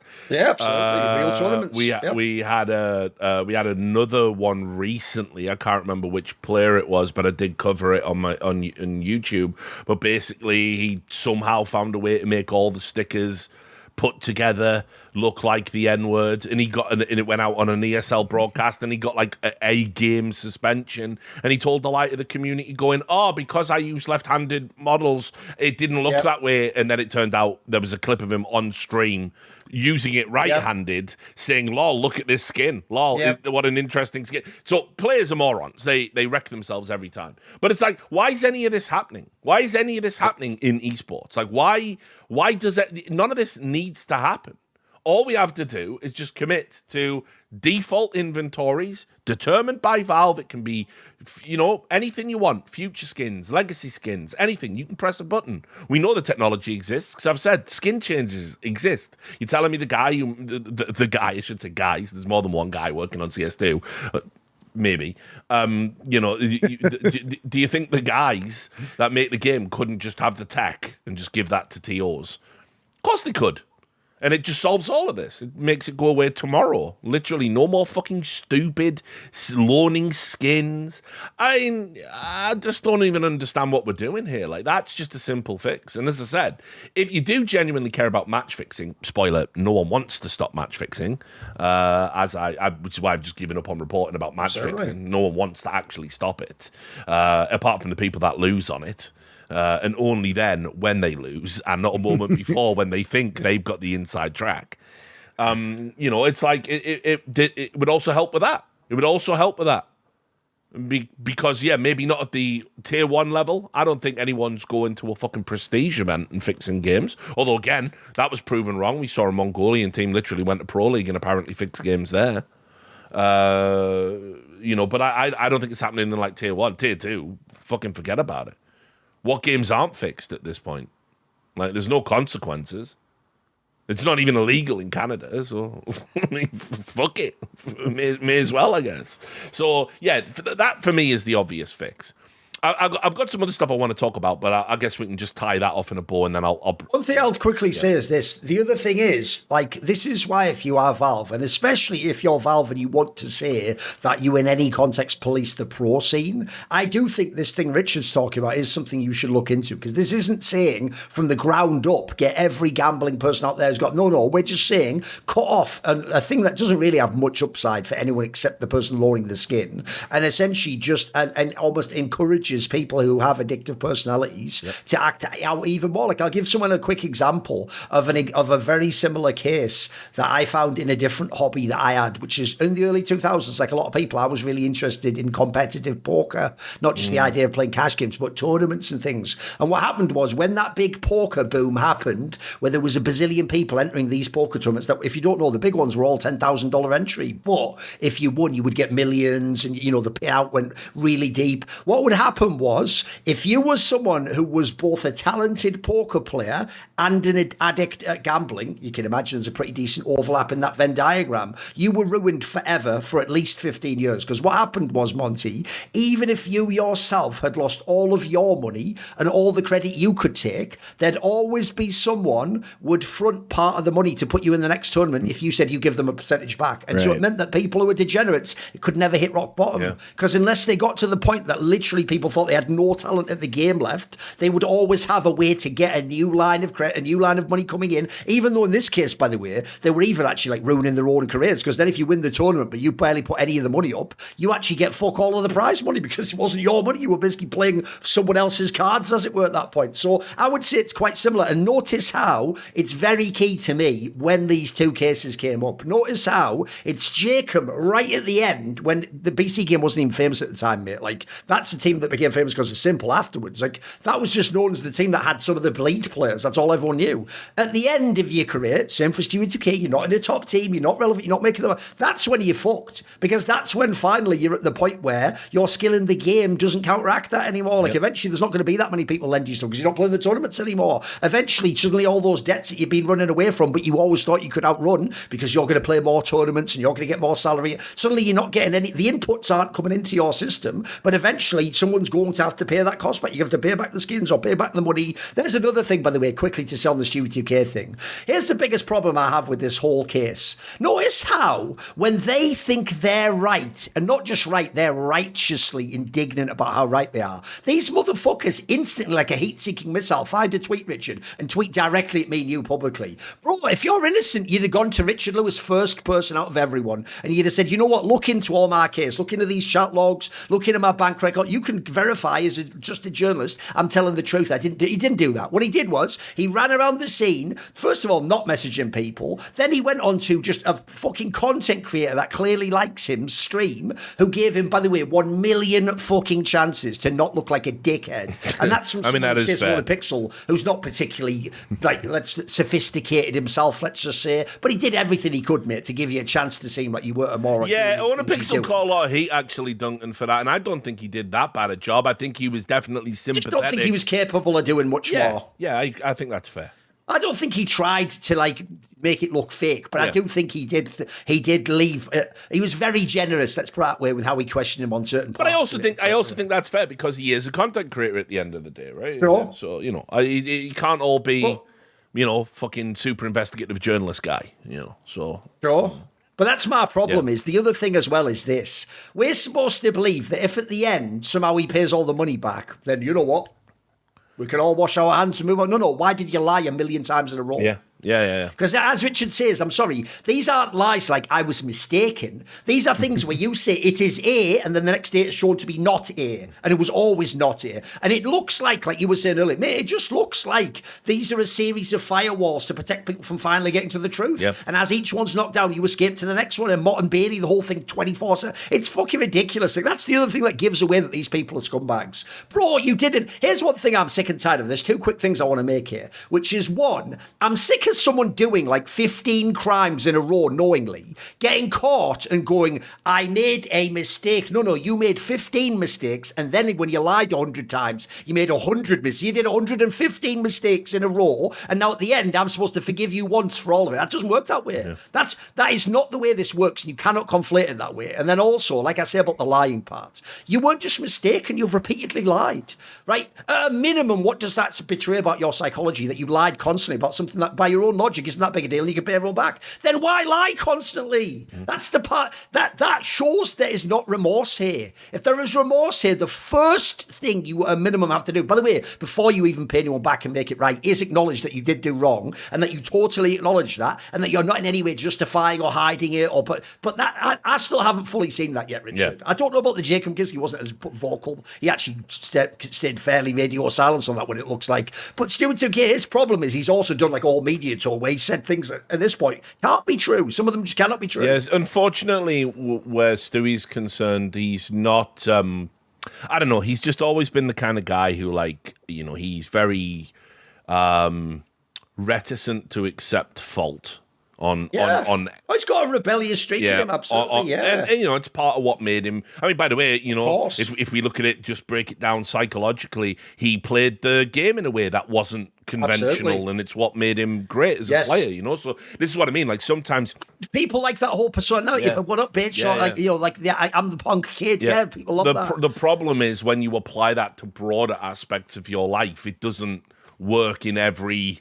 In every field. And this is why I got a lot of sympathy. I think, obviously, there should be some sort of penalty. I don't know what that would be. I mean, is it appropriate that he's on Twitch? Or, while this is all happening, should there be is Twitch a vector for what he's doing wrong? Is it Twitch ban? I mean, there's no team to punish him. There's no org to punish him. True. So it's there should be some penalty for what he's done. It's like you say. I don't think it's up to Twitch to penalize him. You know what I mean? Yeah, but also. Yeah, but you can also argue he's then taking the skins and then doing things on stream with them that potentially could be and in theory, it was doing gambling on stream in the first place, which with the now most cursed clip of all time, where he did the casino gambling one, and then in his 10 free spins he won 100k, and then did the now infamous tweet, that's the last time you'll ever see me gambling. Hence why that one tweet, Monty, has been quote tweeted by me and 1 million people with the Tyler the creator, well, that was a fucking lie, .gif, which you've all done. Also, I'm actually, you know what, Richard, every time I think we've hit rock bottom of how stupid CS fans are, there's just a new layer they've opened up, the fucking dwarves in Tolkien greedily digging even deeper into the earth. This is where I can't handle this. I thought I'd made this. The silver down there, Mithril. I did a joke where I said, wow, I guess Stewie wanted to shorten his nickname. Yeah. Right. This is what fans took from that, Monty. They went, what, from Stewie 2K to Stewie? Right, his nickname was the Smoke Criminal, you fucking idiot. I think I've spelled that out as much. He just made it the criminal, didn't he? That's the joke. The gag isn't even that. They were going, what, from 2K to 2? Because he doesn't have 2K anymore. You're reading way too far into this. No, that's an easy one. But yeah, it's unfortunately, I don't think. You see, part of I know privately from talking to other people, Jacob's definitely squared it all, and he's in a very reflective period. It's essentially he's benched, I think, now on BC Game. He should have been fine. People speculated maybe BC Game helped pay some of the debts off. Do you think that's plausible? Yeah, that is the word on the street. Yeah, I don't want to. I mean, but if people don't know, they are literally a casino. They essentially do have like the closest to a license to print money you can have. In fact, the story even goes based on the rumors that the whole reason they have Simple is they pay him some like outrageous amount, like 100K a month or something. I mean, like the highest salary in the world.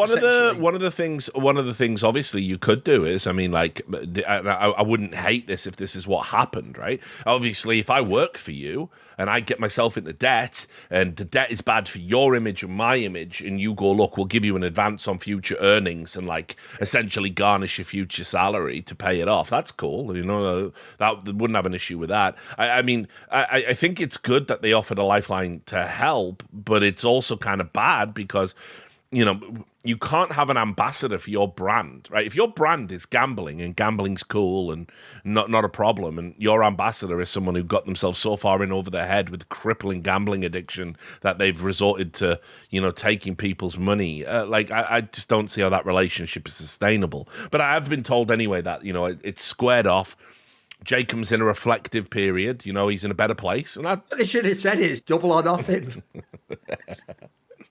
No, but it's like, bro, it's like the old, it's just like the old thing, isn't it? And fucking like, you know, you ever watch Cracker? Remember Cracker with Robbie Coltrane? You know when he goes to like Gamblers fucking Anonymous and he says to the guy like, want to bet, and then he fucking wrecks the whole thing by telling him about why he gambled. By the way, I'll even give you a quick anecdote. There's actually a story like this about Charles Barkley, who was famous for doing loads of betting in real life, just like Michael Jordan. They've betted millions and lost millions. But then the sort of guys that have made that much, they just don't care. For them, that is like losing, you know, fucking $100 or some shit with. So there's a story that when he was actually an active player in the NBA, supposedly Mark Jackson, that guy, became a commentator.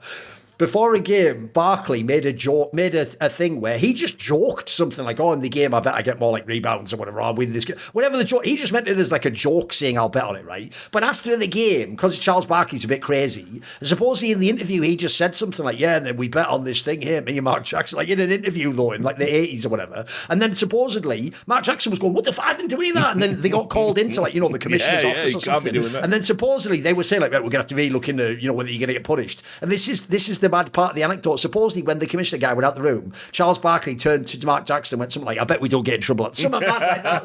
It's like, fucking hell, you've never learned, do you? That's what fucking pros are like, mate. That is CS pros. That's a good one. That's a good one. So yeah, anyway, on the Stewie stuff, like, you have to bottom out to really take stock of where you're at. And I know, I don't think it's ever dawned on him. It's like I said 3 years ago. It's like, bro, you're still in your mid-20s. You should be on a team. You should be playing. You know, like, hasn't it occurred to you that like maybe you've made some incorrect choices in your life to bring you to where you're at? But that, hey, the good news is you're still young. You still got time. You can still turn it around with the right levels of commitment and making a series of correct choices. But he doesn't think he made bad choices, and that's the sad aspect, I think, with Stewie. So on that note, I did want to bring up another aspect of this, Monty, because I've heard much talk about suicide, or as we have to say for the algorithm now, sewer slide is what they say on TikTok, right? Not to trigger the flags. And lots of people have been reporting that people have been killing themselves over this market update. Now, I'm going to pause, just let you have some thoughts about that. Do you believe it? I mean, it's a financial collapse. I feel like this is common, unfortunate behavior when that happens. Okay, well, right. So I'll read you. I picked out a post from Steam forums, right? And this was when they did. This is when they did the knife update, and it was entitled "This game's update just took people's life!" Exclamation point. After Valve's latest CS2 update, reports say some traders in China have faced devastating losses, aka ending themselves. People had their life savings tied up in knife skins, and the sudden crash has left many in real distress. It's a harsh reminder that digital markets can turn overnight. If you know someone hurting from this, check in on them. Games aren't worth losing yourself over. Putting your life savings into CS2 skins is insanely risky. The recent update showed how Valve can destroy market value overnight. Billions in knife and skin prices vanished in hours, and there's no regulation, protection, or guarantee you'll ever get that money back. Spoiler, there shouldn't be. You're speculating with shit you don't own. You don't truly own the items, correct? Valve does, and they can change the system whenever they want. It's fine to trade for fun, but never treat game skins like a secure investment. From a fairness standpoint, this is like you bought a limited edition car for $100,000 because there are only 100 of them in the world. Next day, the manufacturer decides, let's make 50,000 more. Everyone should have one. Now, I thought that post encapsulated. I mean, but this just encapsulates esports in general, and it's like the Riot franchising system. It's like you don't really like own that. You know, you don't own the IP of the game. Nobody owns the IP. So all you are doing is acting, you are operating in the good graces of the developers and publishers, and until such time that they decide to rescind those good graces. It's all borrowed. You know what I mean? It's all, the whole fucking industry is borrowed in exactly the same way. Now, I want to say, I saw all of the tweets. People were out there, people in China are killing themselves. 12 people have killed themselves. All the CS trading sites had pinned threads with suicide support hotlines. Here's the thing, guys. I've been looking, knowing we were going to record this episode. Nah, this didn't happen. There's not a single credible source anywhere in the Chinese media. Even though, by the way, it would be a super appealing story for media to report if someone had actually provably... Especially the Chinese media, because of course. The government hates people being involved in these games. That's why, in fact, they raised the age of playing games in China. So it's actually damaged the But it's where the joke is, if you're a league fan, you're all depressed now because you have no chance in the West. Just literally time is on your side. Korea has the lowest birth rate in the world, and China doesn't want any kids playing the games.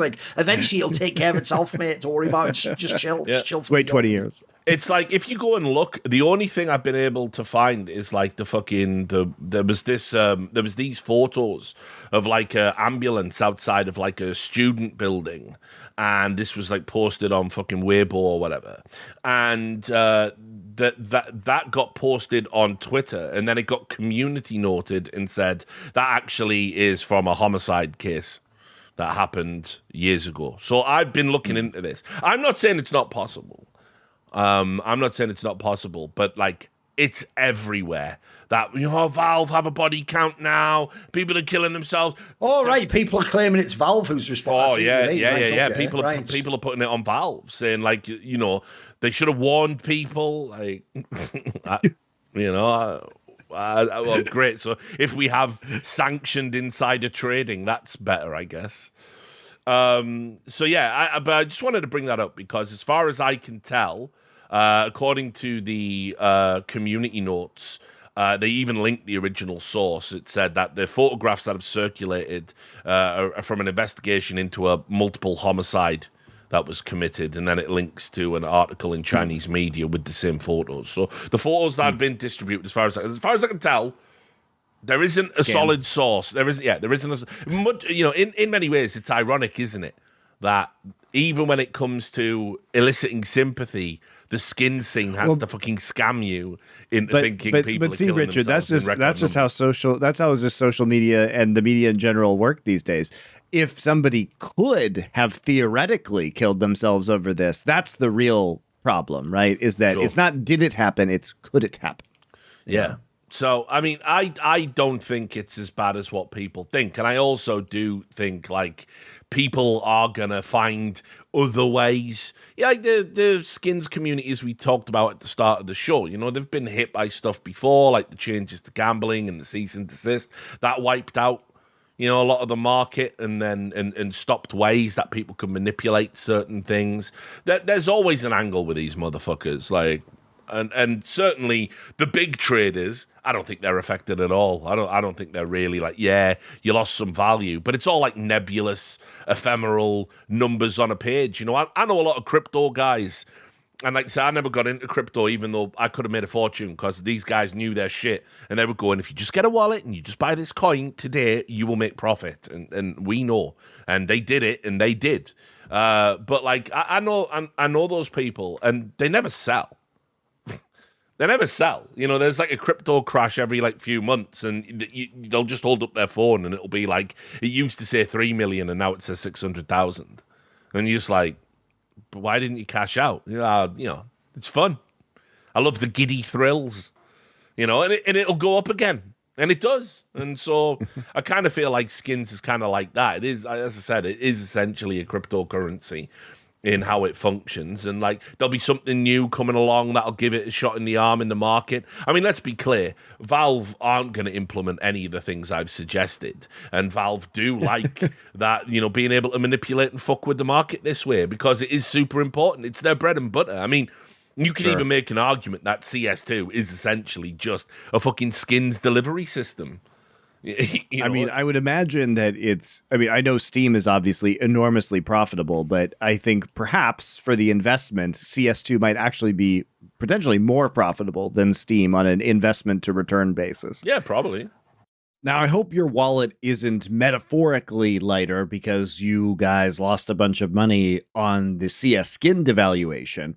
But if I were to make your wallet literally lighter because you've been carrying around some chunky old leather thing chock full of cards for years, I would tell you to head on over to Ridge.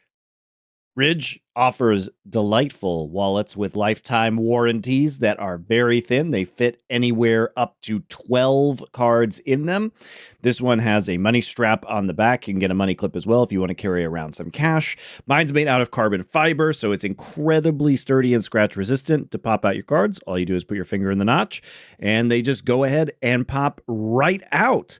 So, if you've been looking to upgrade your wallet, or if you're going to do somebody a favor, maybe your dad, somebody else, a relative you know, over the holiday season, this may be a great time to do it. Not only that, they have some really cool power banks if you check out the site.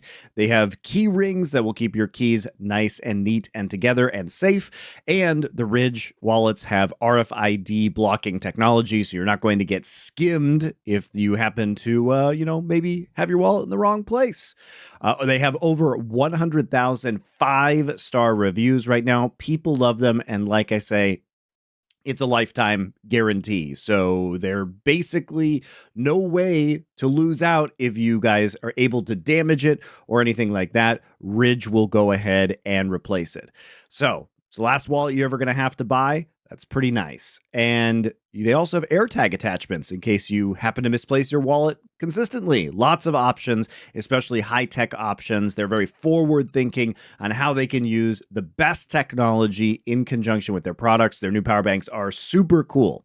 So, guys, for a limited time, our listeners here on the Four Horsemen get 10% off at Ridge by using code HORSEMAN, that's singular M-A-N, HORSEMAN, at checkout. Just head to ridge.com and use code HORSEMAN, and you're all set. After purchase, they will ask you where you heard about them.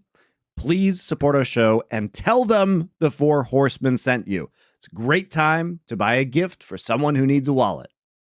Yeah, I mean, so I do want to talk about one more topic and shift gears tonight because look, we've had a few weeks since we've been here, and there was an interesting tidbit that was uncovered by, of course, James Fudge, actual esports journalist of the year, had the esports awards not retired that category due to criticism about the Saudi. But I will say, like, he uncovered this tidbit, which, if you guys remember, a while ago, so earlier or like last year, there was an announcement that was made that the International Olympic Committee had signed a 12-year deal with Saudi Arabia for the Esports Olympic Games. And this is huge because clearly, like, what Saudi Arabia desires is authenticity and clout, and being basically slowly just taking over esports as an industry in its entirety and making the entire world of esports revolve around Riyadh. And, this is part of that. So everybody was rightfully concerned, even though the Olympics, and obviously the Olympics are famously corrupt and bullshit anyway. But what was interesting is that a couple weeks ago, James Fudge on the Esports Advocate announced that there was a breakup and that the International Olympic Committee had actually backed out of the deal with the Saudi Arabians, which is really surprising because there's nothing the Olympic Committee loves more than taking shady money and then, embezzling it for themselves. So what I do want to point out about this is that apparently it was a new IOC president came in and didn't like the deal that was done by her predecessor.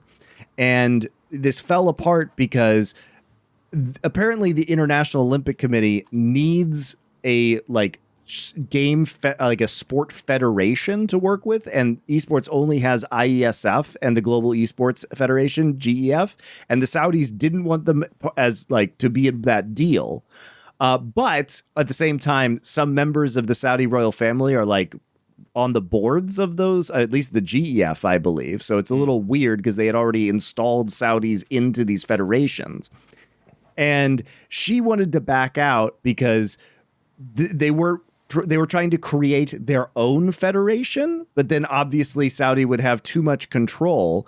And there were then later arguments about the Saudis were actually pushing back on being forced to put women in leadership positions.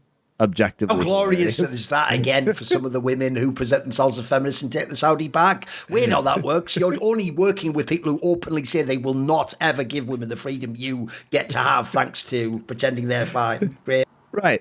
But the thing is that they can't have that because the Saudis were trying to take over the federation and lead this project. And so they kind of had two choices at this point in time, which is if the IOC mandates that they have women in leadership positions, that means that Saudi men are either going to be taking orders from Saudi women or foreign women. Got to think that reality is off the table, right? That's just not going to happen. You'll also notice that there are no women that are involved in the upper levels of management at the Esports World Cup or in Falcons or in any of the other organizations. And then the other reason is apparently they were pushing back on rules about which nations could or could not participate in the Esports Olympics, as in perhaps the Saudis were trying to prevent certain countries, who we might be able to guess which countries those were, from participating in an event sanctioned by the International Olympic Committee. So super interesting. So the entire deal is off now, and there will be no, at least in the foreseeable future, esports Olympic initiative. But it's wild that this would have just basically fallen out. But it also just shows exactly what the Saudis believe, which is that they need to control everything, absolutely everything. And they're only looking for a rubber stamp from people who will give them that control, which the IOC refused to do.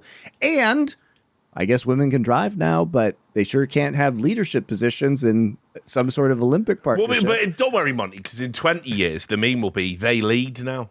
So it'll be okay, No, they can be a VP now. The funny thing is, I mean, there's been a ton of shit going on with this. Honestly, bro, unpacking this at the end of this episode is wild because there's some crazy shit. I'm talking about we've got motions being passed behind the scenes where it's I think the IESF are cancelling their own world championship at the behest of the Esports World Cup or something. Bro, it's mental. There's so much stuff going on behind the scenes that people aren't aware of. There was also a corruption investigation as well. The IOC were investigating someone called Sir Myang Ng from Singapore. Did you read about this? All right. So what was happening was that there was a preliminary event in Singapore, and this is such a wild esports story. I love this. I'm going to do this. I'm going to do this from memory, guys. So I apologize if I get anything wrong. So they ran this event in Singapore, and you might say, well, what games were they playing at this event? Well, one of the games they were playing was a tic-tac-toe archery game. So you had to shoot arrows while to play tic-tac-toe. And he owned a company that developed this game. So he was basically just using the Olympics Yep. To promote a super shit game that he made or that he had a stake in the company that made. And so he was under investigation for obvious corruption reasons. And it wasn't, there were just a bunch of like really garbage indie titles at this thing. It wasn't like the major developers were giving licenses to play the big esports. But I also think probably part of the problem with the Olympics is even, agreeing on titles, because I can imagine them not wanting to run Counter-Strike, for example, or violent games. To be clear, his position as well was he was the chairman of the Olympic Esports Games Steering Committee, and the chairman of the joint IOC and Saudi Olympic and Paralympic Committee. And he was selecting games for the Singapore event that he had a financial stake in. Yeah, was that. I honestly just think, like, I think probably, like a lot of people, they don't realize what the Faustian price is for this pact. They think you can go in and the Saudis are gonna ask for things, but that's okay. We don't have to give them everything. They don't ask. They pay up front, and then they expect. And you don't want to get on the wrong side of these people. It's as simple as that. You will do what they say, or you will, at the very least, all that money that you're now reliant on, it goes away. And I think with what happened with the Olympic Committee, them terminating the deal, like essentially barely 2 years in, is like probably a realization of where does this go? I just like that they're like the Olympic Committee's like, this is too corrupt even for us. Yeah, and I think as well what you have to understand is that this is a bit of a black eye for the Saudis in the sense that their entire angle, their entire thing was they wanted to consolidate all of the esports global federations, which we all know by and large are bullshit. Like nobody listens to the GEF. That's why they're merging with the IESF, and barely anyone listens to the IESF. Who gives a fuck? But anyway, they wanted to do all of that so they could consolidate international power, use that to get into the Olympics and run esports in the Olympics. And then, think about all the power that gives you if you own all these esports properties. Think about now that's gone. That's gone because the Olympic Committee has to be, it can't just be like FIFA. Right? Because it's the Olympics. Remember, the Olympic values. That's what it's all about. You can't have any, not even the faintest waft of corruption, although I don't doubt a lot of, the way these countries get selected or whatever. I'm sure there's been some brown envelopes kicked around, historically speaking. But, it's not like FIFA. It's not like FIFA and UEFA who were just like brazen with it. I mean, I don't know if people saw this as well. When it came to recent developments, let's say geopolitically, think about all the fucking things FIFA have done and said recently, particularly around maybe locations for like World Cups and other tournaments. Well, Infantino came out and said FIFA can't solve geopolitical issues, so we're just not going to try. Okay, well, I'll remember that for when you're fucking sermonizing and proselytizing about why we have to go along with Qatar again or Saudi or whatever it's going to be. You just can't fix those geopolitical issues, mate. Just stay out of them, I guess. So it is interesting. But yeah, I think ultimately the Olympic committee just were like, you know what? The juice ain't worth the squeeze on this one. Fuck it. And peaced out. And it's definitely going to set Saudi back because this was one of their biggest aspirations. So, a rare L for the encroachment of Saudi Arabia into the esports territory. But a welcome one. Oh, well, surely a welcome one. But I mean, I don't think it's going to set them back too much. Watch this space, I guess. You have any thoughts on this, Thorin? No, not really. I mean, I will say that aspect there. I just find it so jarring that people will do stuff like they essentially, what I'm so bored of in esports is you crush an ant with your boot and then turn around and you won't even fucking look with a withering glance at the elephant. That's the morality of esports. So we'll have women who are leaders among women in esports talking about how their voice is threatened in the West and how men, will do terrible things to them, have preconceptions about them and make comments that allude to thoughts they might have about them. Then they'll literally turn around and collect a massive sack of money with a dollar sign on from a literal patriarchal Muslim who believes you cannot even be allowed to ever work at a high level in his company or have a voice to say any of the things you're saying, except that because you're a marketing adjunct of his project where he gets to pretend he cares about women, he allows you to say the things you then just said. Well, which is it? Keep the same, that you all love to say that saying, keep that same energy. You keep the same energy, motherfucker. Keep that energy. Because if you're going to have that energy towards a stupid kid who said something on a stream or someone who tweeted something to you that annoyed you, then keep that energy when you then turn around and go to see MBS and the Saudis. Do it.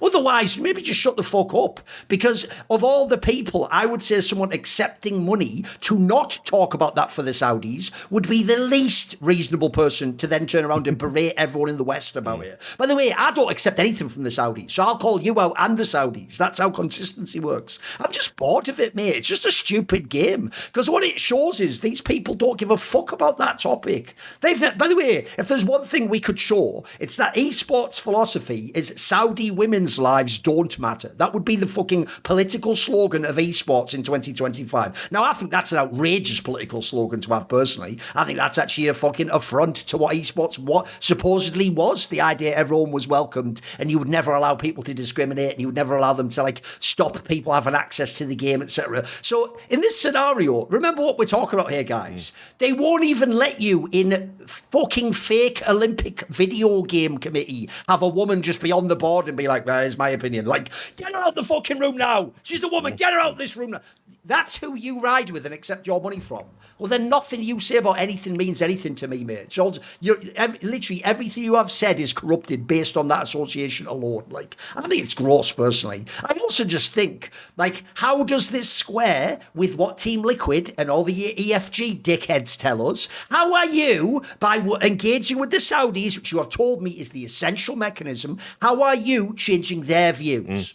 As we've just pointed out, they're too fucking idiotic for the Olympic Committee, who is the most corrupt fucking body, as far as I can tell, in all of sport. When people like FIFA and the IOC go a little bit too, not quite my tempo, you fucked up, mate. You're the monster in that scenario. What are we doing? I think that's crazy, mate. This story as well, this is why we don't have journalists in this space, mate. I was thinking about this the other day, Monty. If people like Wooloo and Sheep Esports are the journalists and Jay Clucky, when did they ever break any scandals and punish bad people? Can you tell me that? Or they don't, because the people who feed them all their information are the literal people they'd have to police, so they intentionally don't police those people. You'll never find out a scandal about certain teams because that's the team that gives Wooloo that information for the off-season, so you'll never burn that bridge. So you don't have actual police. And in fact, as we're pointing out here, by the way, this particular detail, no one reads news stories anymore. They're too boring. People need someone to translate it to them. We only know about this because James Fudge went out of his way to actually signal this particular story. Within the story buried is this actual weird detail where the line too far was having women on the board or whatever. That. How is that not the number one story in esports, considering how powerful the Saudis are? Remember, everyone loves that LARP line when they're watching our journalism arc of journalism so they can speak truth to power. None of you do it. None of you will do it. It's crazy. So I find it nuts that these are just considered throwaway side stories. To me, logically, that's one of the biggest fucking cultural stories esports in years. That that the Saudis, who now control all these things, flat out will not even allow discussion of women being in these positions. That's not even just some they have decades to overcome and there's no woman. That's they're expressly telling you it's not going to happen, mate. And I'm sorry, if you want to compare that to the West, bro, you would have to go back hundreds of years to get to anything comparable to that. A long, long time back. So where are all the suffragettes at? Where you at? Don't exist, of course. No. And I am unaware of any women who have had major positions within the Esports World Cup hierarchy. I mean, a lot of this is kept intentionally very opaque, by the way, by the Saudi government. It's very difficult to tell who is actually in charge of the Esports World Cup initiatives, right? So I am not aware of any like former ESL employees who have gone over there who are women. It's really mysterious, like who's running this. And I can't imagine that if they have offices in Riyadh that they're super psyched about women being in positions of power there. I just don't think it would that's also true. be the immediate. Here's how you know they don't have them, Monty, because it would be the most obvious go-to angle to shield yourself against this criticism. You go, what are you talking about? We have an exec here. Look, the VP of product or whatever is a woman, and that would be the most obvious thing to go to. So the fact that they don't have that and they don't brag about that, mate, suggests to me they just aren't any, and they're not going to allow it to happen. Apparently, based on that. So again, I agree with you. The same person who goes, they drive now. Well, can they have jobs at the top of the industry? Which is it? I mean, by the way, if you ever want to see like some unbelievable propaganda for the Esports World Cup, there's a publication called Esports Radar. I don't know if you've ever come across them. Just go and look into some of the articles they've published, man. It's fucking crazy, dude. Oh, they just shilling for it. Oh, bro, like you wouldn't believe, right. like actual propaganda, bro. Actual slop. It is insane. On this note, by the way, I don't know if you guys caught this, but they have now released if you guys haven't seen this, we did a review of the Level Up documentary that was released. Now on YouTube. And so now on YouTube, by the way. Now, previously you had to have an Amazon Prime subscription, but now, guys, it's for free on the Prime Video channel. And I'm looking at it right now, and I'll play a little game with you. Okay. Prime Video on YouTube has 7 million YouTube subscribers. Okay. We'll play a little game with you. Yeah. How many views do the episodes of Level Up, the Esports World Cup documentary, have? If you have 7 million subs. I mean, the implication is going to be really fucking bad, isn't it? So I can't even imagine how bad it could be. How bad are we talking? Episode 1 has 1.2K. Episode 5 has 759. These are the full episodes. Now, to put this in comparison, many of the videos on this same page that have been released recently have 500,000 views, 2.2 million views. Oh, right. Okay. 189K views, 60K views. So when we say that... Oh, you're right. It's not even just time different. Yeah, you're right. Like, literally, there's a video from less than 24 hours ago, 650,000 views. Yeah. And it's just some, like, fucking little kids sing-along video or something. Yeah, fucking hell. It's yeah, this is basically the outlier. The outlier is all the fucking Level Up content. Yeah. The comments are great, obviously, what little there are. But, like, on episode 1, it just says... Is it possible to also get these episodes edited for Saudi sensibilities because I want the full experience? That was obviously a reference to Steve Arnett. And then this one, wait, is that the guy who had the journalist killed? Yeah, the fact that the answer is yes already tells us we're a bit fucked, aren't we? But I just love that apparently the numbers of Esports World Cup were so bad, which we knew because of like the IMDb ratings and all the stuff, and like the fact that it was buried on Amazon Prime. But the fact that it was so bad, they're like, okay, now we could just release it for free, right, guys? And people will definitely watch this documentary that we paid millions and millions and millions and millions of dollars for. And then you just look up everything else on this channel doing hundreds of thousands, if not millions of views, and it somehow has 759 views on one of these videos on a 7 million sub channel is so wild. But I mean, also though, I mean, like how much money they spent on this documentary is fucking millions and millions of dollars. You think you'd just pay to have a bunch of fake fucking botted likes or something? I mean, they do that. I mean, they do that. Yeah, they do that on their channel. Can't do it on Amazon. No, get on with it. I know, it's nuts though, isn't it? It's fucking also, this is the way we will end this episode. Special shout out to you, the fans, who have been responding to every Doublelift tweet about the Esports World Cup with human rights violation hype. He got fucked. So appreciate that his new nickname is Double Grift. It's just too good, isn't it? It's too fucking like good. I don't know. So if you guys don't know, Doublelift has been tweeting about basically doing a Q&A. He's been sponsored by the Esports World Cup to attend the League of Legends World Championship, which is happening tomorrow, as you know, when we're recording this. And he is there to stream with the Esports World Cup branding, and they were doing a Q&A. And so they asked for questions, and literally, this is not an exaggeration. I mean, literally in the way literally the word means. Every response is, how do you feel about human rights violations, or just human rights violations hype, or asking questions about the Saudi regime? So they got no useful information out of it whatsoever. And people just, every time he tweets now, are just responding with human rights violation hype, which, if you guys don't know, is what he said about the NEOM deal. So he was, because it was fashionable at the time and popular, he was saying, oh, NEOM is bad because of human rights violations. Now he's literally going to Riyadh, of course, and he is their designated representative. So the only way this changes is if people make the marketing useless, which you guys are really doing a great job of right now. So please keep that up. Please keep that up. I mean, like, yeah, that was crazy. I mean, it's nearly every reply, and we are talking hundreds. That's what I'm saying. It's literally like the entire thread. It's great. Yeah, it's just so funny, dude. I mean, like, you know, here's the problem, though. He does that, but he just gets to go and make all that money. He still gets to keep the money. It doesn't really change it. Yeah, he's a hypocrite and a grifter. He's fine, but he's going to keep all the money.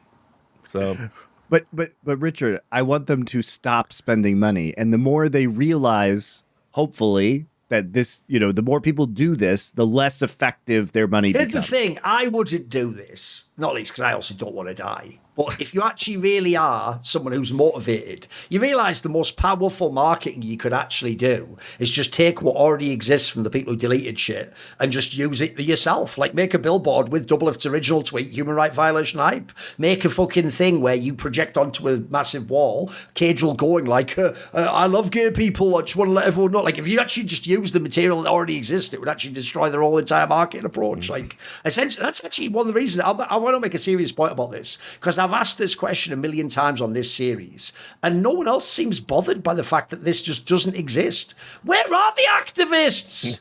Where are they? It just, if you ever wanted like some USAID type thing to find out that it was all fake the whole time, an AstroTurf, this is it. Because there is no such thing as an organic activist group who cares about women's rights, who are trying to publicly make this Saudi thing in, remember, a demographic of men aged 18 to 24, the dream demographic to get out there. They don't care about talking to that demographic or putting this, it can't be, mate. In that case, activism is fake. Where are they? There isn't a single group. There's not. It's just nonsense, man. Where are the marches? There's nothing. There's no. As far as I can tell, it's not even being suppressed. It just isn't. For context, you even got protests outside of fucking BlizzCon that one time, right? So yeah, you know, just yeah. I listen. Or even Riot Games. Even Riot had some of their own staff do like a little march thing in front of their building, saying like, you know, we have to change the code. Even that got a 1 day fucking reach around jack. Give me a fucking break. This gets nothing. They're the Rainbow Rioters now. Because low-key, I actually did think, Richard, maybe I am naive. I really thought this would actually be a moment where no one else in the scene would sort of take the call, and we would get like actual famous activists and shit reach out to us like, hey, what can I do about this? Or how do I inform myself about this story? No one cares, mate. It's not on anyone's payroll, so no one gives a fuck. Yeah, correct. Yeah. Yep. I mean, listen, it's going to be interesting when it all comes tumbling down. Looking forward to that. It'll be fun when the all those people suddenly find their morals again. Weird. No, it's the worst. I'll tell you what's going to trigger you the most, Monty. It's when they do the COVID one where they completely put the genie back in the bottle and go, what do you mean? So I think there was like 1 or 2 Saudi tournaments a couple of years ago. There wasn't that many people involved. Yeah. You know, a couple of people already had contracts. And they'll do that thing where they'll minimize the whole thing down and they'll just pretend it never happened. The best thing, if you want to use the COVID analogy, right, is it's going to be, I just don't think we should relitigate what happened back then. You know, okay. Yeah, we need forgiveness. You know, we all need to come together and heal. Obviously, we were doing the best we could with the information. It was a crisis. We had. You know, we didn't know what we were doing. Exactly. Esports was going to die, man. We had to make snap decisions, and we just thought Saudi money was going to save it. Now, in retrospect, yeah, it was. Maybe they weren't aligned with our values. So, you know, moving forward, we're never going to fucking let that pangolin lick that bat's asshole ever again. Or whatever. So it's fine, you know, like it just is what it is, bro. It's fucking ridiculous. And yeah, I mean, you know, it's the gift that keeps on giving. If you truly despise esports, you must love the times in which we live. All right. Any other topics for today? I think that covers it. I just wanted to get the IOC stuff in there at the end because it's just too funny. I'll actually do. I'm so fucking lazy these days. I'm so tired of writing the same thing. But I've got a bunch of stuff on my desk for the Substack that I am technically working on because we had all that fucking. There's probably a show in what was going on over at Fissure. That's another esports tournament just gone. Sure. You know. So, but I'll probably have some stuff on the IOC stuff as well. I've been working on some stuff there as well. So yeah, but for now, you know, skins for the wins. There you go. We'll see you guys in a couple weeks. And until then, esports till end est.